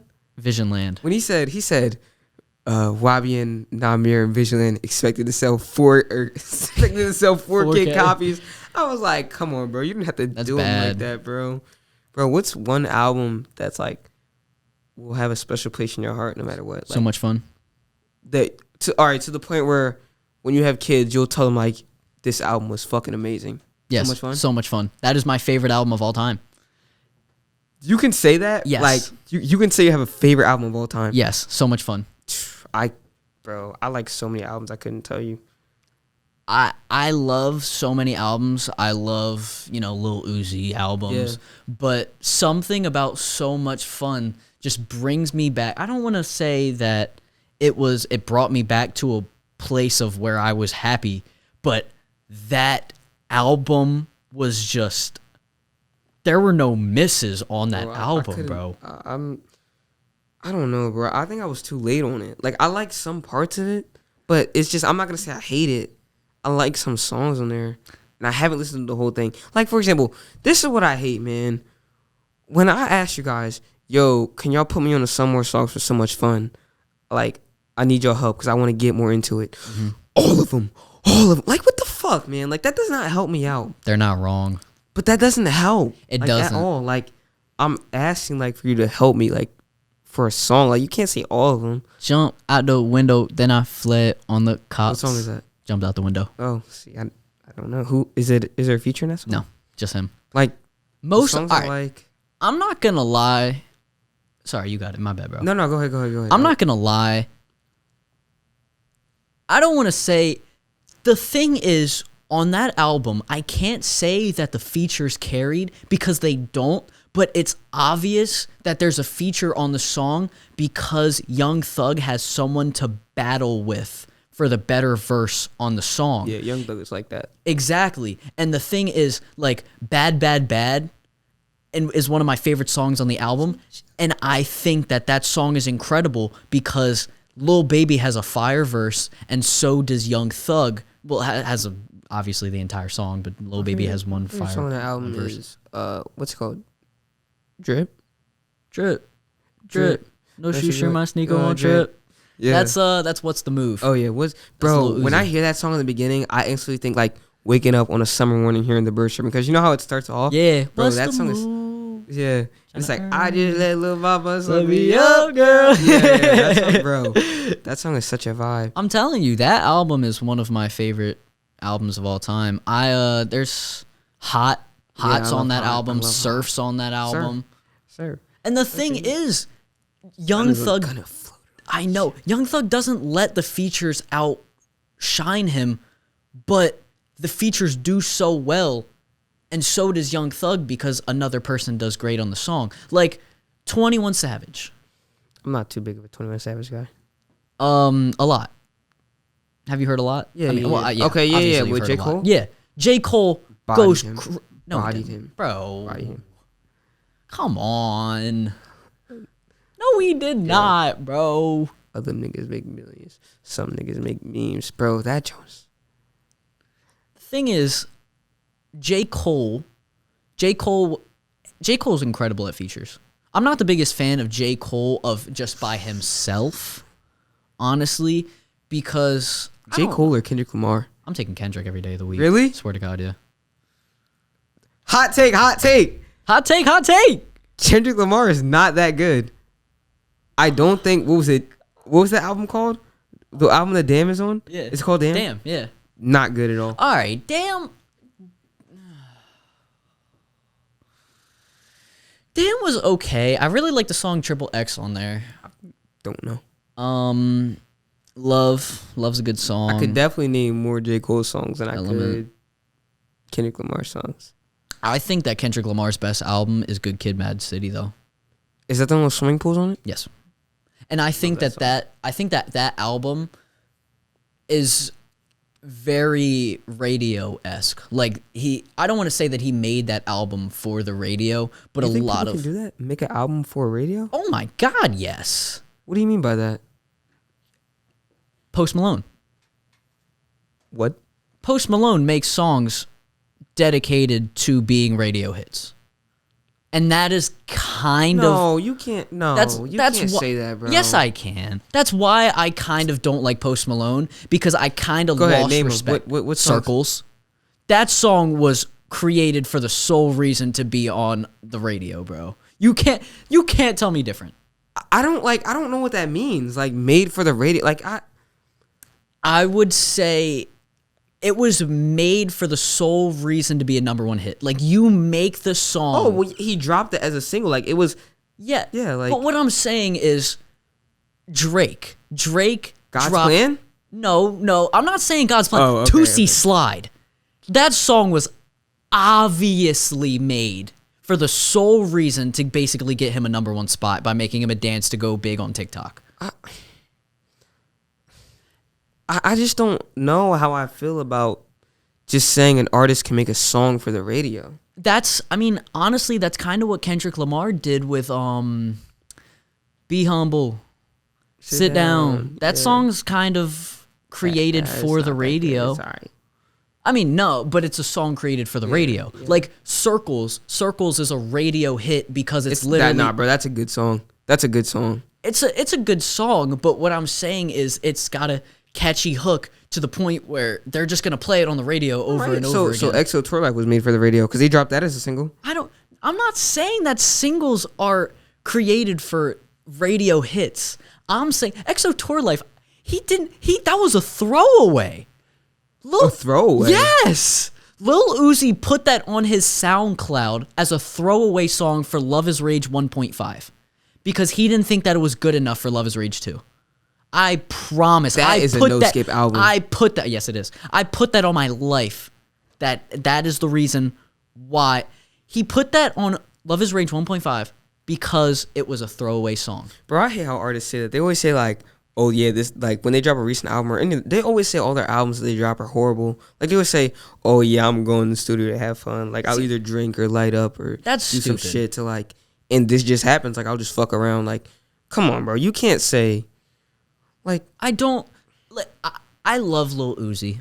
I do. But I don't like when he said, I didn't really think, I don't want to put words. I don't even know exactly what his words were. But he said. He said Eternal Take wasn't that good. Yeah. He said it. He said it himself. Like, bro. It was a good album. I like it. I like it. But you got to own up to it, bro. I like Eternal Take more than the Deluxe.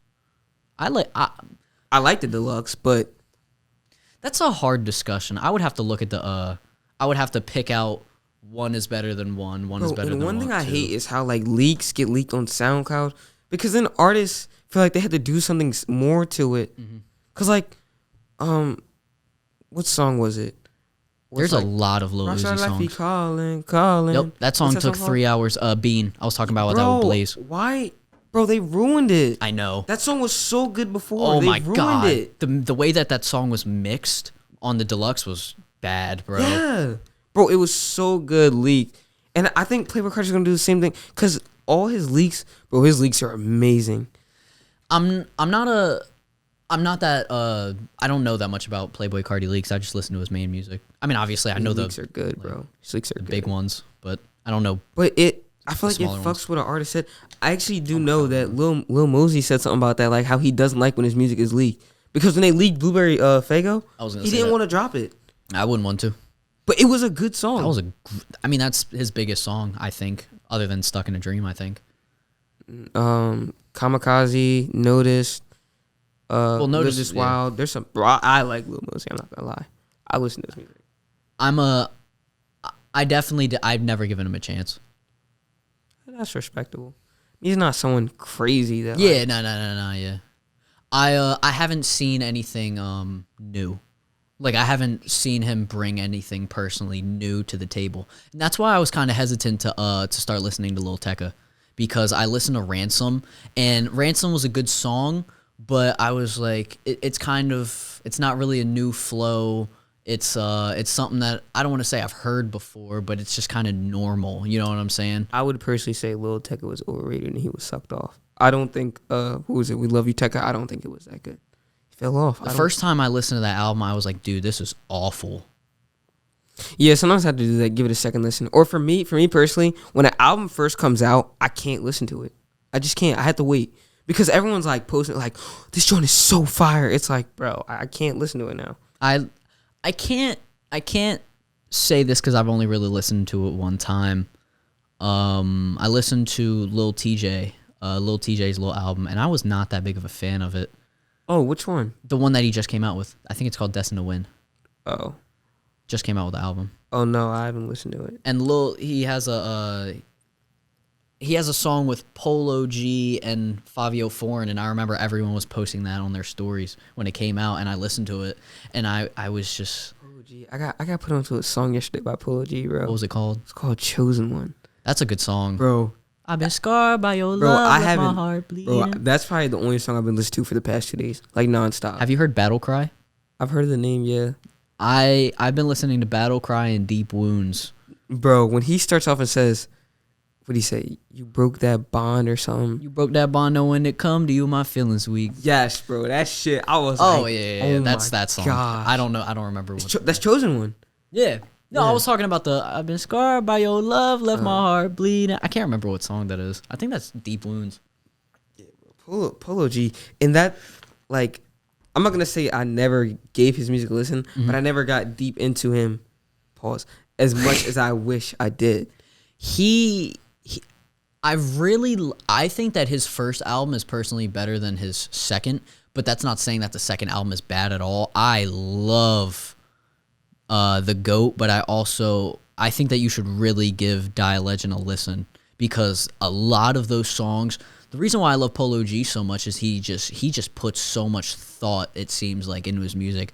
The biggest critique I have of him is it seems as if all of his beats are piano beats. But What are your thoughts on Rod Wave? Would you say the same thing for him? Because I think there's a love-hate for Rod Wave. Like, it's either you're on the love side of Rod Wave or you're on the hate side of Rod Wave. There's no in-between for him. There's no in-between. She looks like the girl of my dreams. Did you listen to the new album, I haven't. Yeah. You look like the girl of my... Bro, you got to give his new album a listen, bro. I gotta listen to it. Bro, Tombstone, I right? saw... Oh, no. That's the Soulfly. song on the album. Soulfly, Yeah, it's called Soulfly. Bro, I saw someone say something. They were like, I hate all you Rod Wave haters. And I was like, yeah, bro, I'm with you. And then the next slide on his Snapchat story was like, I'd rather listen to Rod Wave than Don Toliver. And I was like, oh, you lost me, bro. I never gave Don Toliver a listen either. A chance. I would say he's number 2 for Jack Boys. Number 2. So it's Travis Scott, Don Toliver. Sheck West. Who else is on there? Is Jack Boy, I think, on there? Nah, Jack Boy is he's Sniper Gang. Dang, Sniper King, my God. See Kodak cut his hair? I didn't. Yeah, bro, about time they... Bro, that Florida hairstyle is fucking ass, bro. Bro, like, their hair looks fucking... The huge... Yeah, bro, that shit looks stale as fuck. Like, girls like that shit? It's probably I mean, you know how like hairstyles It's probably a are. southern thing, No, bro. that's what I was gonna definitely a say. It's southern probably thing. like a Floridan. Ain't nobody up here in Delaware walking around with that bullshit. You would get fried. Probably. Definitely feel like you would get fried, bro. That shit ain't it.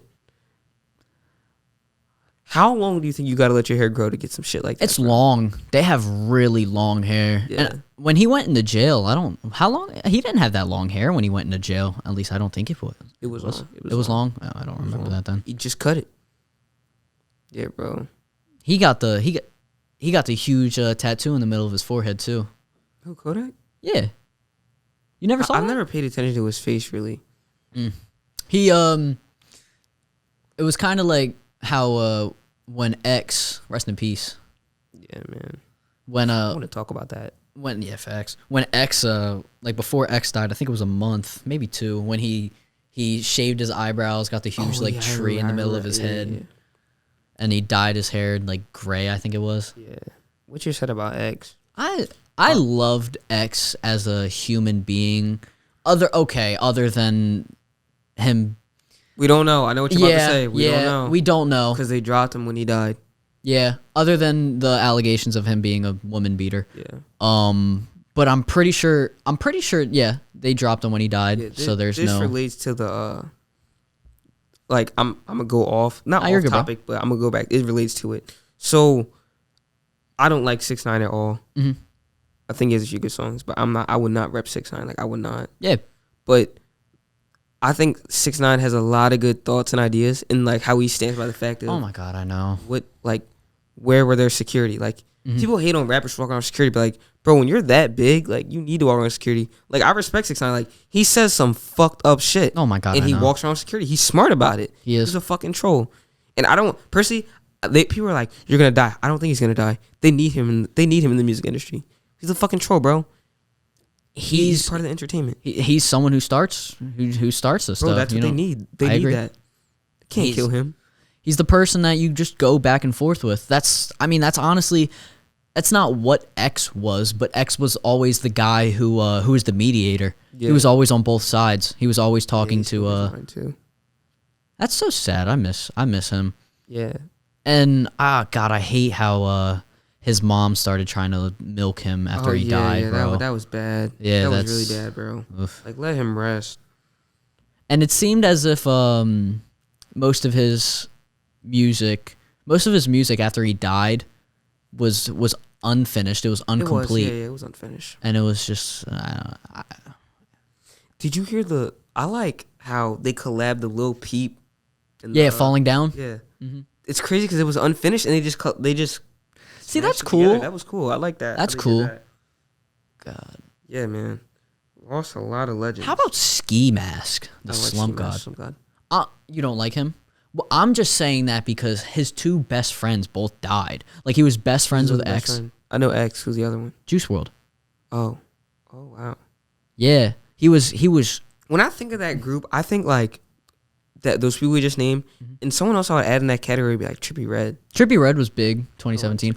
I thought that Trippie Redd was gonna try and give like Lil Uzi a run for his money. Hell no. Okay. You thought that? No. What I'm saying is I thought that they were the two people that were gonna go like neck and neck. You know what I'm saying? And I'm not saying beef wise, but like it's numbers. Yeah, like I thought that blowing up Trippie Redd was going to be the person who would go back and forth with Lil Uzi, like how Travis Scott. Who does Travis Scott go against? Drake. Yeah, I would say that. I would say Future. Top of the world. Yeah, even and then I would say Future really goes. Obviously, they're best friends, but Future goes against Young Thug and Numbers.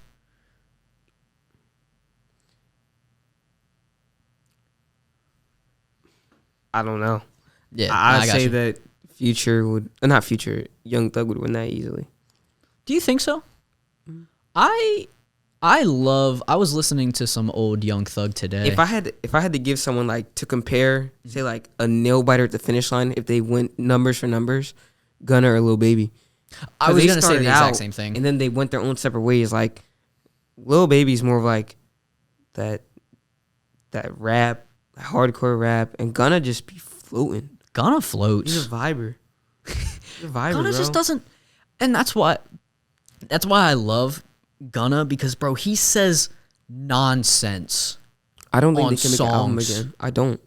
Really? I think they went their separate ways where I just don't think the collab would work again. I don't. Collab album or collab song? Collab album. Okay. Because, I mean, they're on each other's albums every time. Like Blindfold on Gunna's album, that was fire. How'd that one go? Like a blindfold to watch it because I'm at two different times. Yeah. I don't know. Did you remember the music video? Did you watch the music video? I haven't seen the music video for the that music song. video is funny, bro. Gunna looks stupid. Really? He looks stupid. Not Gunna. Baby looks stupid. Gotcha. Yeah, man. Bro, I feel like when you rate things in the music world, so for example, we didn't talk about this, but I saw this thing where they were talking about rating women, and this dude came up. He said the 1 through 10 scale is too general, so he gave it the 1 through 30 scale. I think we should use the 1 through 30 scale more than anything. Tell me why. Like, 1 through 10 is just so hard. I feel like there's such a big difference in rating from 4 to 6. Because, like, think about it. If you rate a female and you say she's a 7 out of 10, like, that's 70%. Like, you come home with a 70% on a test, you're borderline failing. Yeah. Like, is that good at the end of the day? That's not good at the end of the day. So, when like, you really it's think such about a general scale. So I'm saying, like, 1 through 30, you have more room to work with. Like 1 through 10 is like, I guess you would say like ass, and then like 11 through 20 is maybe like 11 through 15 is like okay. Okay. 16 through 20 is like we're getting somewhere. Mm-hmm. And like you just break it down through every 5 with the exception of 1 through 10. If you're getting up there in 25, it's like yo, I've never seen a chick like this. I've never heard some shit like this before in my life. This is next level shit. Okay. Like, you see what I'm saying? Yeah, like definitely. 1 through 10 is so hard. Yeah, 1 through 30 gives you so much more to work with. It does give you a lot of leeway because 1 through 10, like I said, there's such a big difference between 4 through 6, and especially like you said, a 7. A 7 is someone that is a failing grade, but you look at the 7 through 10 scale, and that's still pretty high up there. Yeah. But that's still a failing. But if you give it 30, 20 to 30. 20 to 30 is like, oh, this, yeah. Like, yeah, like this is starting to get up there, you know what I'm saying? I watched a Joe Rogan podcast. I don't remember the guy's last name, but his first name was Jesse something. Okay. And they were talking, like, I put this on my Fences story. It was like an experiment. I wanted to see, like, if it was actually true. Okay. And they were talking about, he asked Joe Rogan to rate his happiness. And he was like, happy as fuck. Like, he said he couldn't do it on the scale. Like, he just doesn't see it working like that. And he said, if you had to rate your scale on a 1 through 10, like, what would you rate it? And he just said he couldn't do it. But he said, think about it. If your son came home with a 7 out of 10 on a test, that's a 70. Like, he's feeling it's not happy. So what I did, I posted on my story, like, what would you say your happiness level is right now? 1 through 7. And I said 8 through 10. And a lot of more people said 1 through 7. Like, it was a huge difference. Okay. And I was like, dang, this is like... And that's another thing we need to do. We need to... So, on this podcast I watched, it's called I'm Athlete. Have you heard of it? It's like with Brandon Marshall, Chad Johnson, Fred Taylor. I've heard of it. What they do, like, this, they started this like a month or two ago. And they believe in mental health now. Like, okay. They probably did, but mental health is so big as where it's at now. People are taking it way more into consideration. And what they do now on the show is they said we need to check on each other, like, at all times more often. So, like, for example, they say, where are you at on a scale of 1 to 10, which I think is too general. But, like, they check on each other every time on the show now. Like, where would you say you're at? Like, right now, in your life, where would you say you're at on a scale of 1 to 10? Like, we need to check on each other because, like, we're bros. Like, for example, if I went in Chirac, like, we actually need to check on each other. So at the end of the day, like, we're with each other all the time. We talk to each other every day. Like, we love each other. Like, people might think, like, it's corny or it's bullshit, like, Barry being soft. But, like, mental health is really important. Like, I think we need to check on each other more often than we really do. Honestly, I would put myself at a 7 right now. You would put yourself at a 7? Yeah. And I would put myself at a 7 because I still have a want, I still have a desire, but I'm afraid. I don't want to say afraid, but I'm afraid of how long it might take for me to get to that point. Because obviously I want this podcast to blow up. Yeah. But we don't know if that's ever going to happen, and if it does, we don't know when that's going to happen. We got to do it out of the happiness of us, bro. Exactly. We're not worried about other people. Exactly. Bro. We do it because we love it.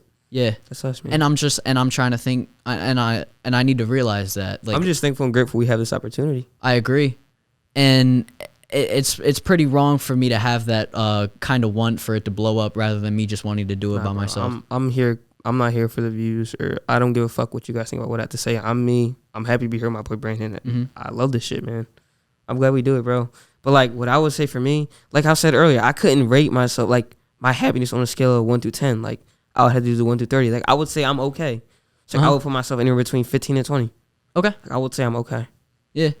I mean, and it's not like my happiness right now is something that I'm truly wanting to do, because honestly, I'm staying up late at night to edit these, and it's not like I'm dreading doing this. I'm actually enjoying listening back, going back and listening to what we're talking about. Sometimes you forget. You're like, wow, I said that. Deciding whether or not, like, wow, I'm surprised you said that in that moment, or wow, you did a really good job at responding to that question.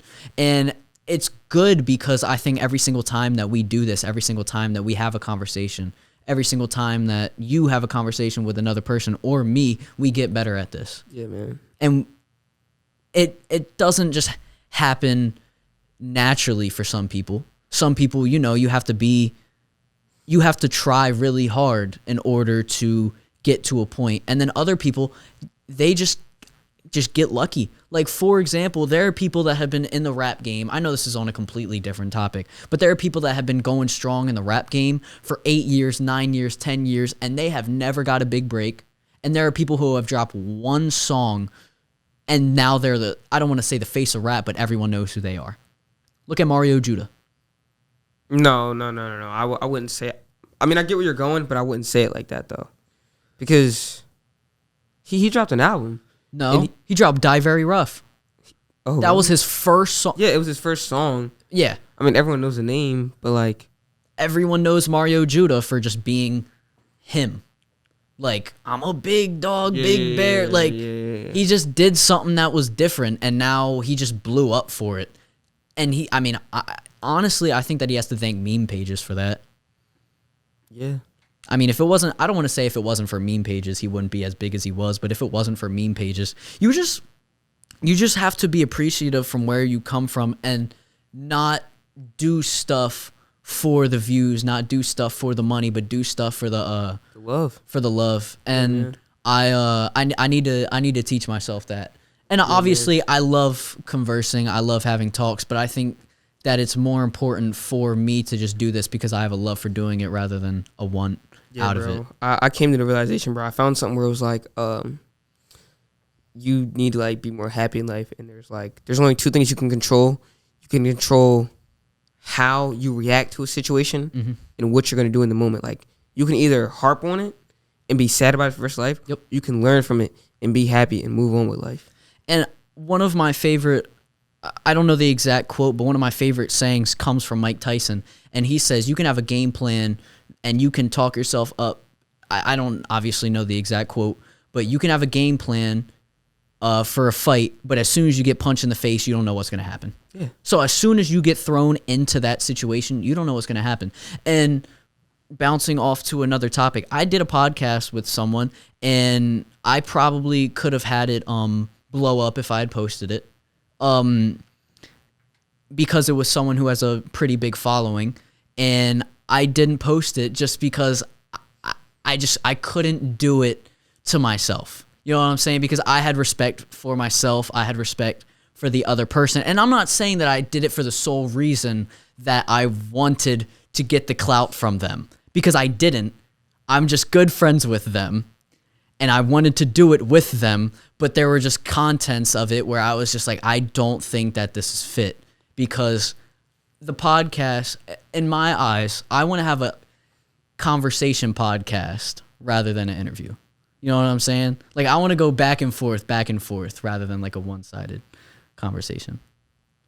And I couldn't have done that.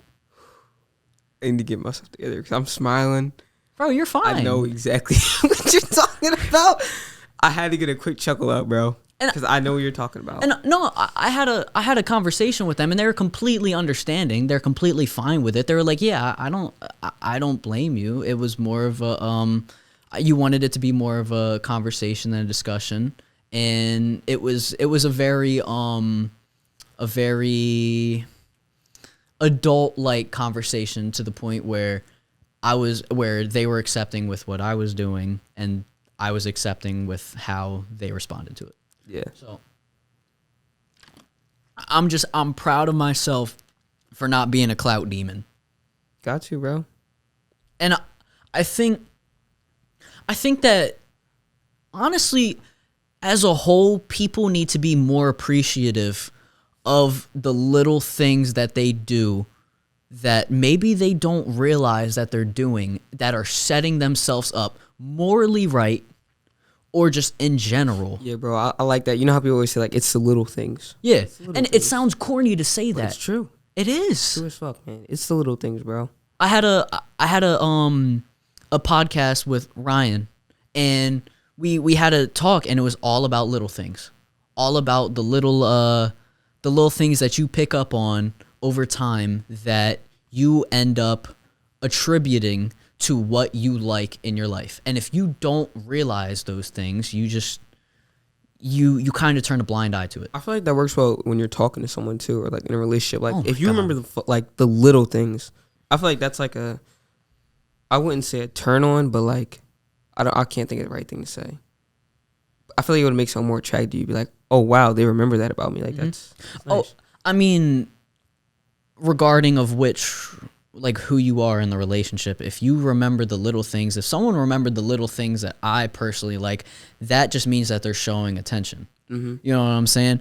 And I think that is one of the most important parts of a relationship, is just finding the common ground of tiny little things that you know is going to make the other person happy, not in a manipulative way. Yeah, bro. Like I had a girl remember like all the colleges that I applied to. Really? She remember all the colleges I applied to and which ones I got accepted into. And she knew my dream school ever since I was a little kid because I told her. And I was like, I didn't say it, but I was like, in my head, you remember that shit? Like, Yeah.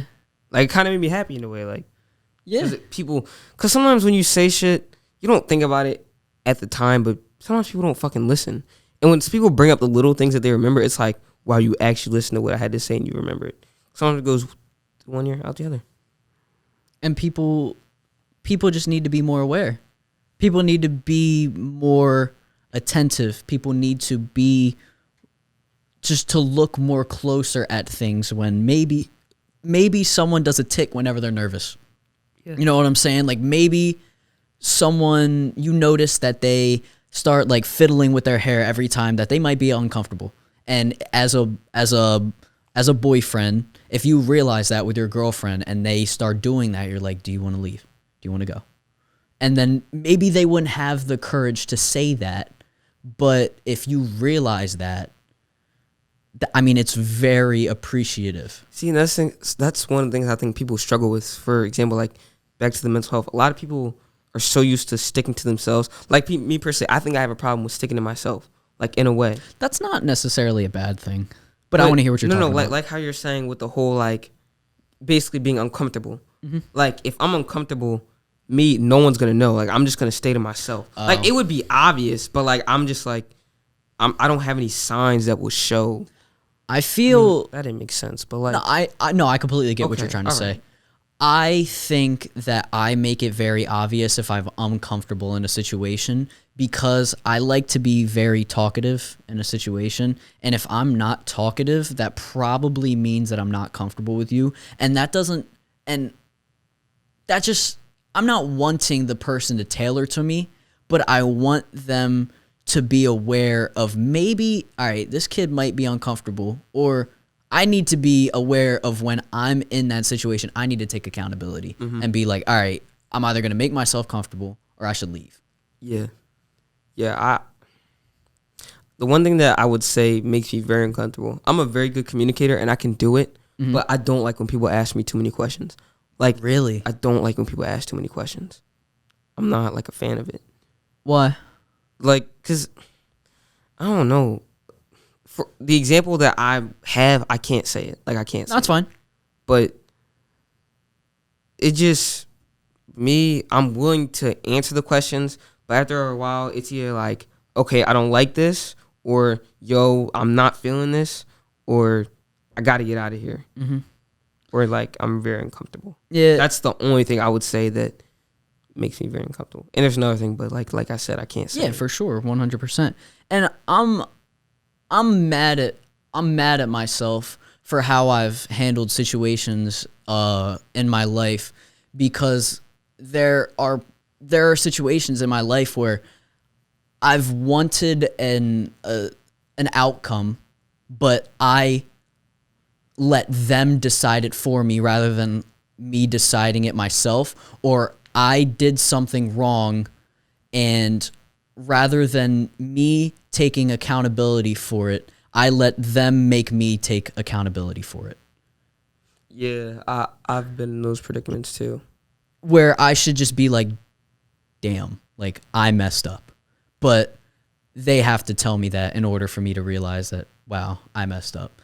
And I mean, I think the most important part of communication, of friendship, of literally anything regarding another person or even yourself is just taking accountability or just being aware of your problems or being aware of the mistakes that you have made. Bro, that's hard because sometimes you like you said, say you have to be a middleman. Like, for example, I was in this situation. I still kind of am. Mm-hmm. And, like, you can't, people know things sometimes, but you can't tell people about themselves to be the middleman, because sometimes it makes it seem like you're picking and choosing sides, when in reality, you're just telling them straight up the truth and what the legitimate problem is, like with themselves. And some people just don't want to hear that. They don't. No. That's why, for example, I hate being the middleman at all. Really? I hate it. maybe to transport him. Oh, you're good. But maybe like to transport a message, I'm cool with that. But like, if there's a problem, I don't like being a middleman at all, because I always agree with one side more than the other. But I'm not gonna make that like open to either side, because in it shows you're picking and choosing. Yes. And I'm not for that. You think that they should just handle it out themselves rather than needing a middleman? I just think, for example, for the middleman, I don't think you should say anything. I think you should just be like, yeah, okay, all right, you think that, okay. I don't have anything to say. Like, things like that. I agree. Do you mind if I use the bathroom real quick? Go ahead, bro. Appreciate it, bro. You want to pause it? Or, oh, just keep it rolling? Yeah. Cancel culture. Did we talk about that? No. I want to talk about cancel culture, bro. Okay. I personally think, I don't know, I would say it blew up this year. That cancel culture's ever been at an all-time high. It blew up last year at an all-time high. Really? I think so. That was when Ellen got canceled. Oh, yeah. That was probably the biggest victim last year. Okay, let me rephrase that. Cancel culture's getting out of hand. Out of hand? Now. Okay. It's getting out of hand. Like, for example, Kylie Jenner, someone getting canceled. You heard about that? I didn't. Enlighten me. So, the situation's kind of fucked up. But, so basically, one of her, like, best friends who worked for her or something got in a dramatic accident where their face got fucked up. And she posted a whole tribute on her Instagram and only donated $5,000. And they were like, girl, you are a multi-millionaire. You're the richest youngest, or like you're the youngest billionaire, yes, woman ever, and you're only donating $5,000 to someone who works for you, and they're canceling her for that. She didn't have to donate shit. I was gonna say the exact same thing. She did not have to donate a single penny. But no. It's like the way she did the tribute and saying that they were her best friend. That's your best friend. Why didn't you pay for it in full? Like, I get where the people are coming from, but at the same time, I'm like, she didn't have to pay for shit. And at the same time, we don't know what she's also doing behind the scenes. And that's what I personally think that people need to be aware of, because you don't know what's going on behind the scenes. You don't know what's going on in people's lives either. And not changing the subject, but Wale, I mean, I know he's not a name in rap anymore because he hasn't made like a big song in a while, but he went on Instagram Live. I saw it on World Star. He was talking all about how the people who post themselves giving stuff away kind of ruins the point of you giving stuff away, because you're just kind of doing it in a sense for clout. Yeah, if you make a video about it. And then that makes me question whether or not I love Mr. Beast. Ooh, I'm not too big on like information about him. I'm a big fan of Mr. Beast. I just think he's a very entertaining person. But then if you take that opinion, and I'm being... He was getting canceled too, right? He was. Because what happened was, on a Clubhouse room, there was a guy, and what happened was there were, I want to say, 9 people on the Clubhouse Live, or on the Clubhouse room, and Mr. Beast said it himself. He likes short, small Clubhouse rooms, and basically there was a guy, I believe his name was Farouk, and the dude, basically Mr. Beast told everybody, if you had a picture with Gary V, to put that as your profile picture, and that ended up getting the guy on stage because he had the picture with Gary V. So there was a little section of it which I'm not 100% sure what happened, but I'm pretty sure he asked him to speak, but the guy didn't end up speaking, which I'm not positive is what happened. I don't know. But he started kicking people off the Clubhouse rooms, and he asked the guy to say his name. Or he was going through people saying his name, and he said, and Mr. Beast said, I don't know how to say your name, so I'm kicking you off the live. Oh, he said that? Yes. Oh, come on, man. And I don't know if that's what he meant. Well, because he had already kicked other people off. For the same reason? No. not for the same reason, but he kicked a person off. So basically, the dude, there was like, you know how Clubhouse works, like 1, 2, 3, 4, 5, 6, 7, 8, 9. He kicked the guy Farouk. He was 7th, and there was someone at 8 and 9, and I'm pretty sure he kicked off the 9 and the 8, and then he ended up kicking the guy off. But he said, "I'm kicking you off because I don't know how to say your name, so I'm kicking you off the live." He's at fault for that. Yeah, if that's, you can talk on Clubhouse, you can ask. It's not like he's a streamer, like a video game streamer. Like, nah, bro, that he's at fault for that. No, and I think Mr. Beast is a good person. I don't know enough about that. Yeah, I think personally, like, he's done so much for all races. I don't know. Obviously, you can hide whether or not you're a racist by doing stuff for different sorts of races. But I like to think that Mr. Beast is a good person. And I hope that was accidental of him saying that. Yeah. Like, so I'm kicking you. I think it was just an in the moment thing. Yeah. But still, he's still at fault for that, I would say. Oh, 100%. I would say he's at fault. Yeah. That was, you should, even if, I would put money on it that he didn't mean it in a negative way, but you should definitely use your words more wisely than saying stuff like that. Especially when you're that high of a platform. Oh my God, 100%. About him, you know he has Crohn's disease? Yes. And he opened up a burger place. How does that make sense? So, I'm pretty sure he did that because of money reasons. Okay, all right, then that makes sense. But like, I just don't see how someone can open up something and stand behind it when you can't even eat the food there. Like, that's like being vegan and then opening up a burger place. It's not the same, but it's, in a sense, you know what I mean? Yeah. I think, he literally has a thing called Mr. Beast Burger. Yeah. Well, that's obviously what the place is called, but I'm pretty sure he has the burger named Mr. Beast Burger. So, yeah, it's interesting. Do you know how that works? What do you mean? Basically, how Mr. Beast Burger works is it's all over the country, but there are actually no locations of Mr. Beast Burger. What happens is he uses kitchens of commercial restaurants in order to, like, sections of commercial restaurants in order to create the burgers that'll end up being considered Mr. Beast burgers. Oh. For example, I'm just like saying this. I'm saying this because I'm not 100% sure, but like, say there's a Cheddar's in the area in like New York. That's how. Okay. He'll use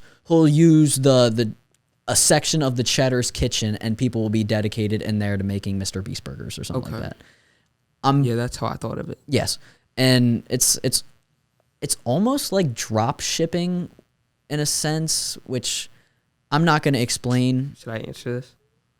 Nah. No? Sorry. No, I'm just saying nah because we're live. Okay, you know I just thought it would be funny. I really thought it would be funny. Nah, yeah. I just, sorry. Because that was what happened in a different live. Oh, really? Yeah, in a different podcast, and it kind of threw off the flow. Since we're at the end, can I go live? If you want to, yeah. I just thought it would be cool. Like, I didn't really think nothing of it, really. Nah, yeah, that's cool. I just someone FaceTimed someone in a podcast that I recorded, and it kind of threw off the flow of it. It was a little weird. Really? Yeah. Dang. Yeah. I just thought it would be cool. Like, at the end, since we talked about the whole thing, it would be cool. I'm good. Come on, let's go. Let's finish this out. Sorry, I just I want to keep it. I want to keep it natural, not really getting anyone else into it. You know what I'm saying? Yeah, I feel you. Yeah. So I thought about this in the bathroom while I was using it, and because there was a mirror. Wild thoughts. Yeah, facts. And you mentioned how you're going on like a skincare journey with water, bro. And you want to drink a lot of water and whatnot. I want to hear you talk about like skin and whatnot. So when I did research, there's like no exact evidence 100% that water, like drinking that much water can help your skin. But there, it is proven that like it helps the body, but it doesn't say 100% for skin. So I mean, it helps. And I also got put on by a friend. She put me on to like a mud mask and a foam cleanser, and I don't remember what the other thing's called, and like a skin lotion. Have you personally noticed a difference? Yes. Have you felt a difference? Yes. Like your face has felt Yes. a lot. Yeah. Yes. It's I actually just posted it about a couple days ago because early April, late March, I would say there was a really bad patch in 2020 where I had awful acne. Really? Like, I mean, there was not a single square inch on my face where I did not have a pimple. Really? Like, I know, like, it sounds disgusting. You came a long way, right? Yeah, I did. Bro, proud of you. And I really think that I want to thank my ex-girlfriend. Like, I understand. That's love, bro. Like, I understand that we are not together anymore and it ended badly. But I want to thank you. Bro, that's love, bro. Because people wouldn't do that shit. People wouldn't say shit like that. I know.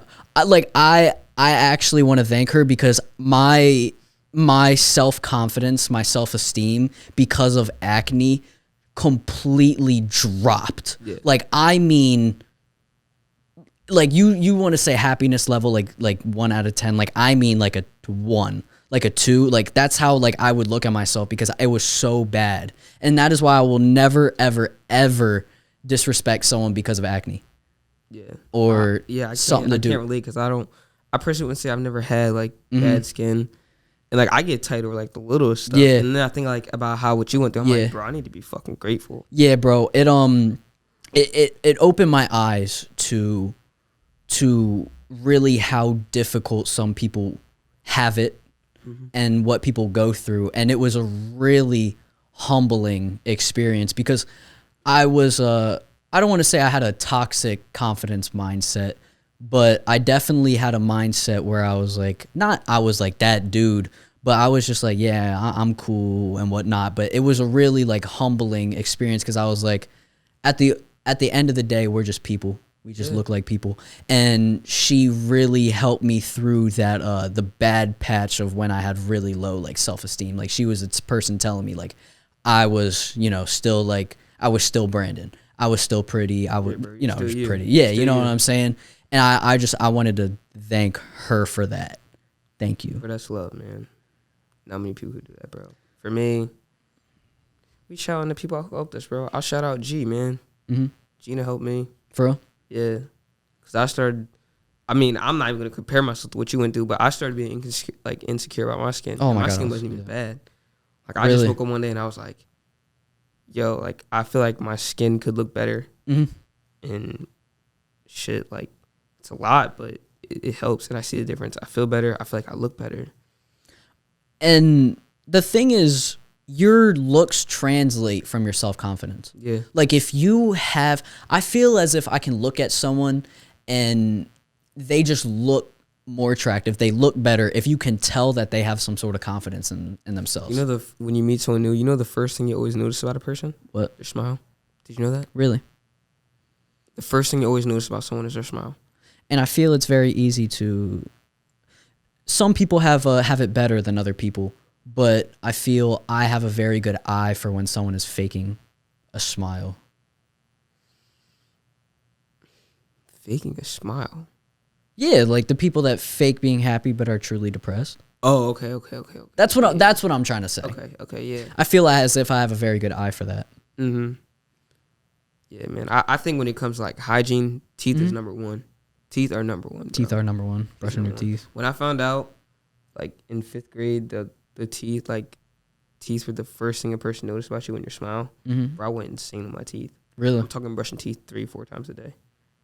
You still do that? Not 2. 2? Yeah, same here. I personally think my teeth are pretty good. I've never had braces a day in my life. My teeth are straight.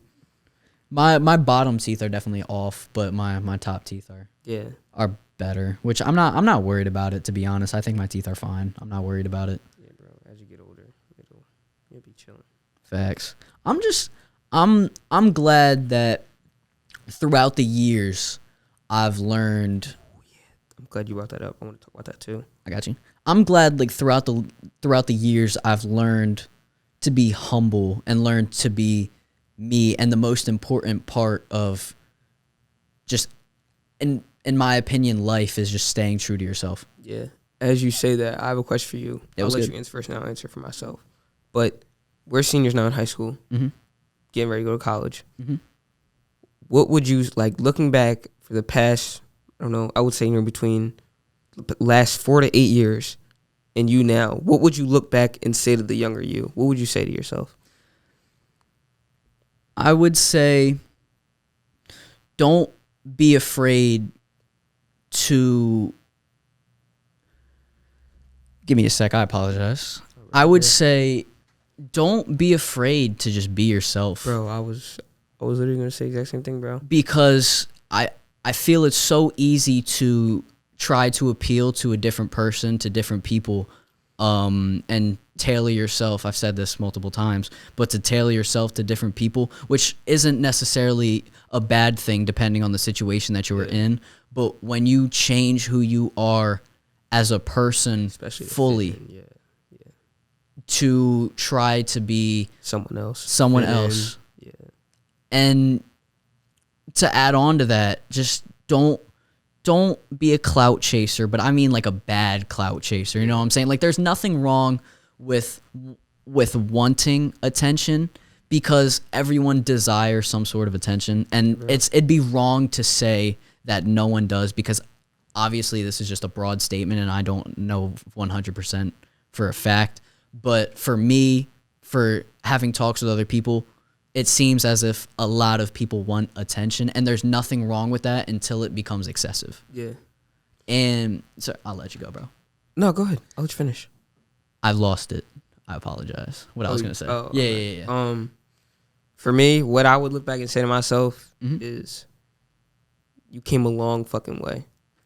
And you went through a lot. You changed a lot. And it was for the better. That's what I would say to myself. Because, I mean, overall, I would say, looking back at myself, middle school was all right. I was, like, somewhat happy. 9th grade was not happy. 10th grade was a little better. Junior year was a little better. And now I could say I'm happy. I could actually say I'm happy now. 9th and 10th grade, I kind of went through an existential crisis. 9th grade was the worst year of my life. Worst year of my life.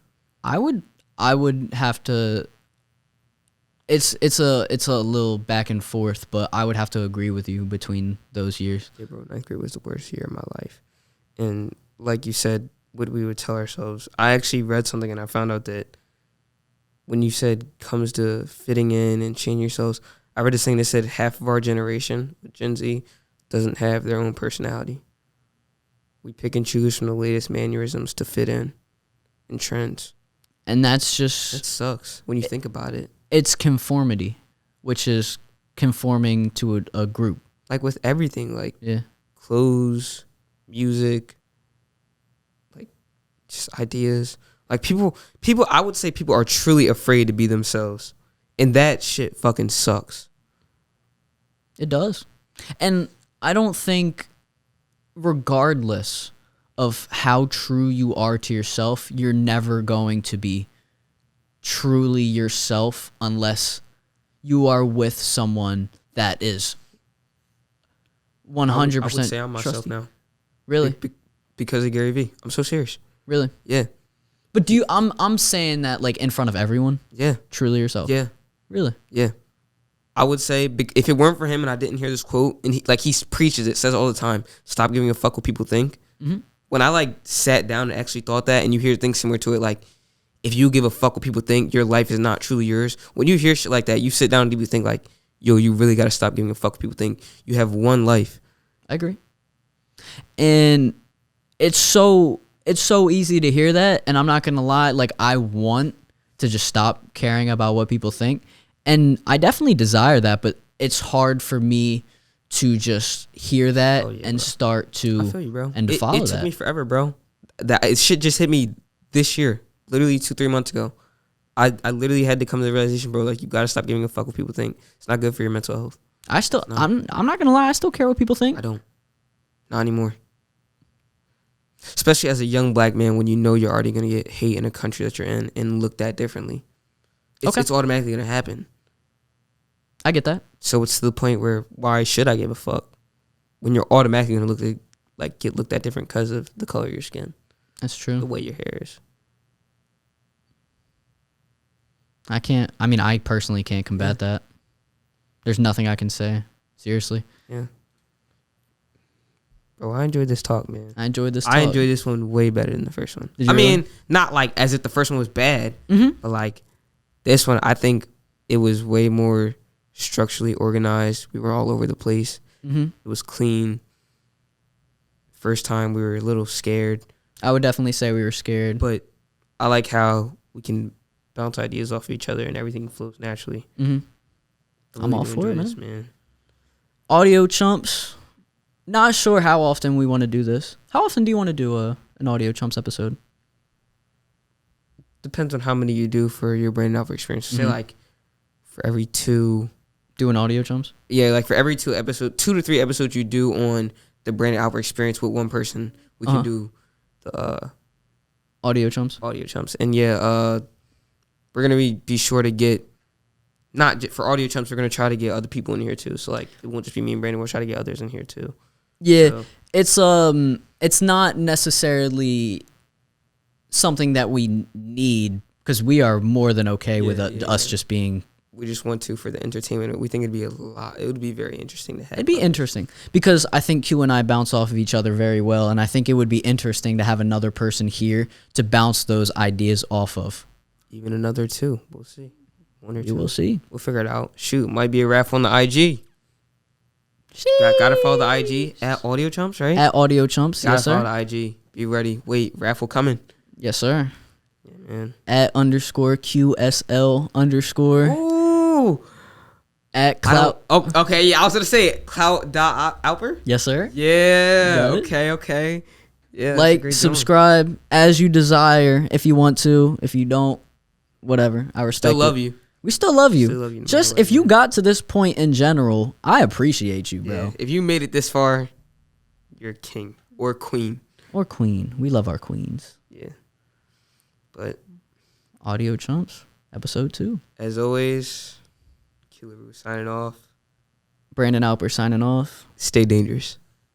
Stay dangerous and safe. Peace and love. Respectfully. Sheesh.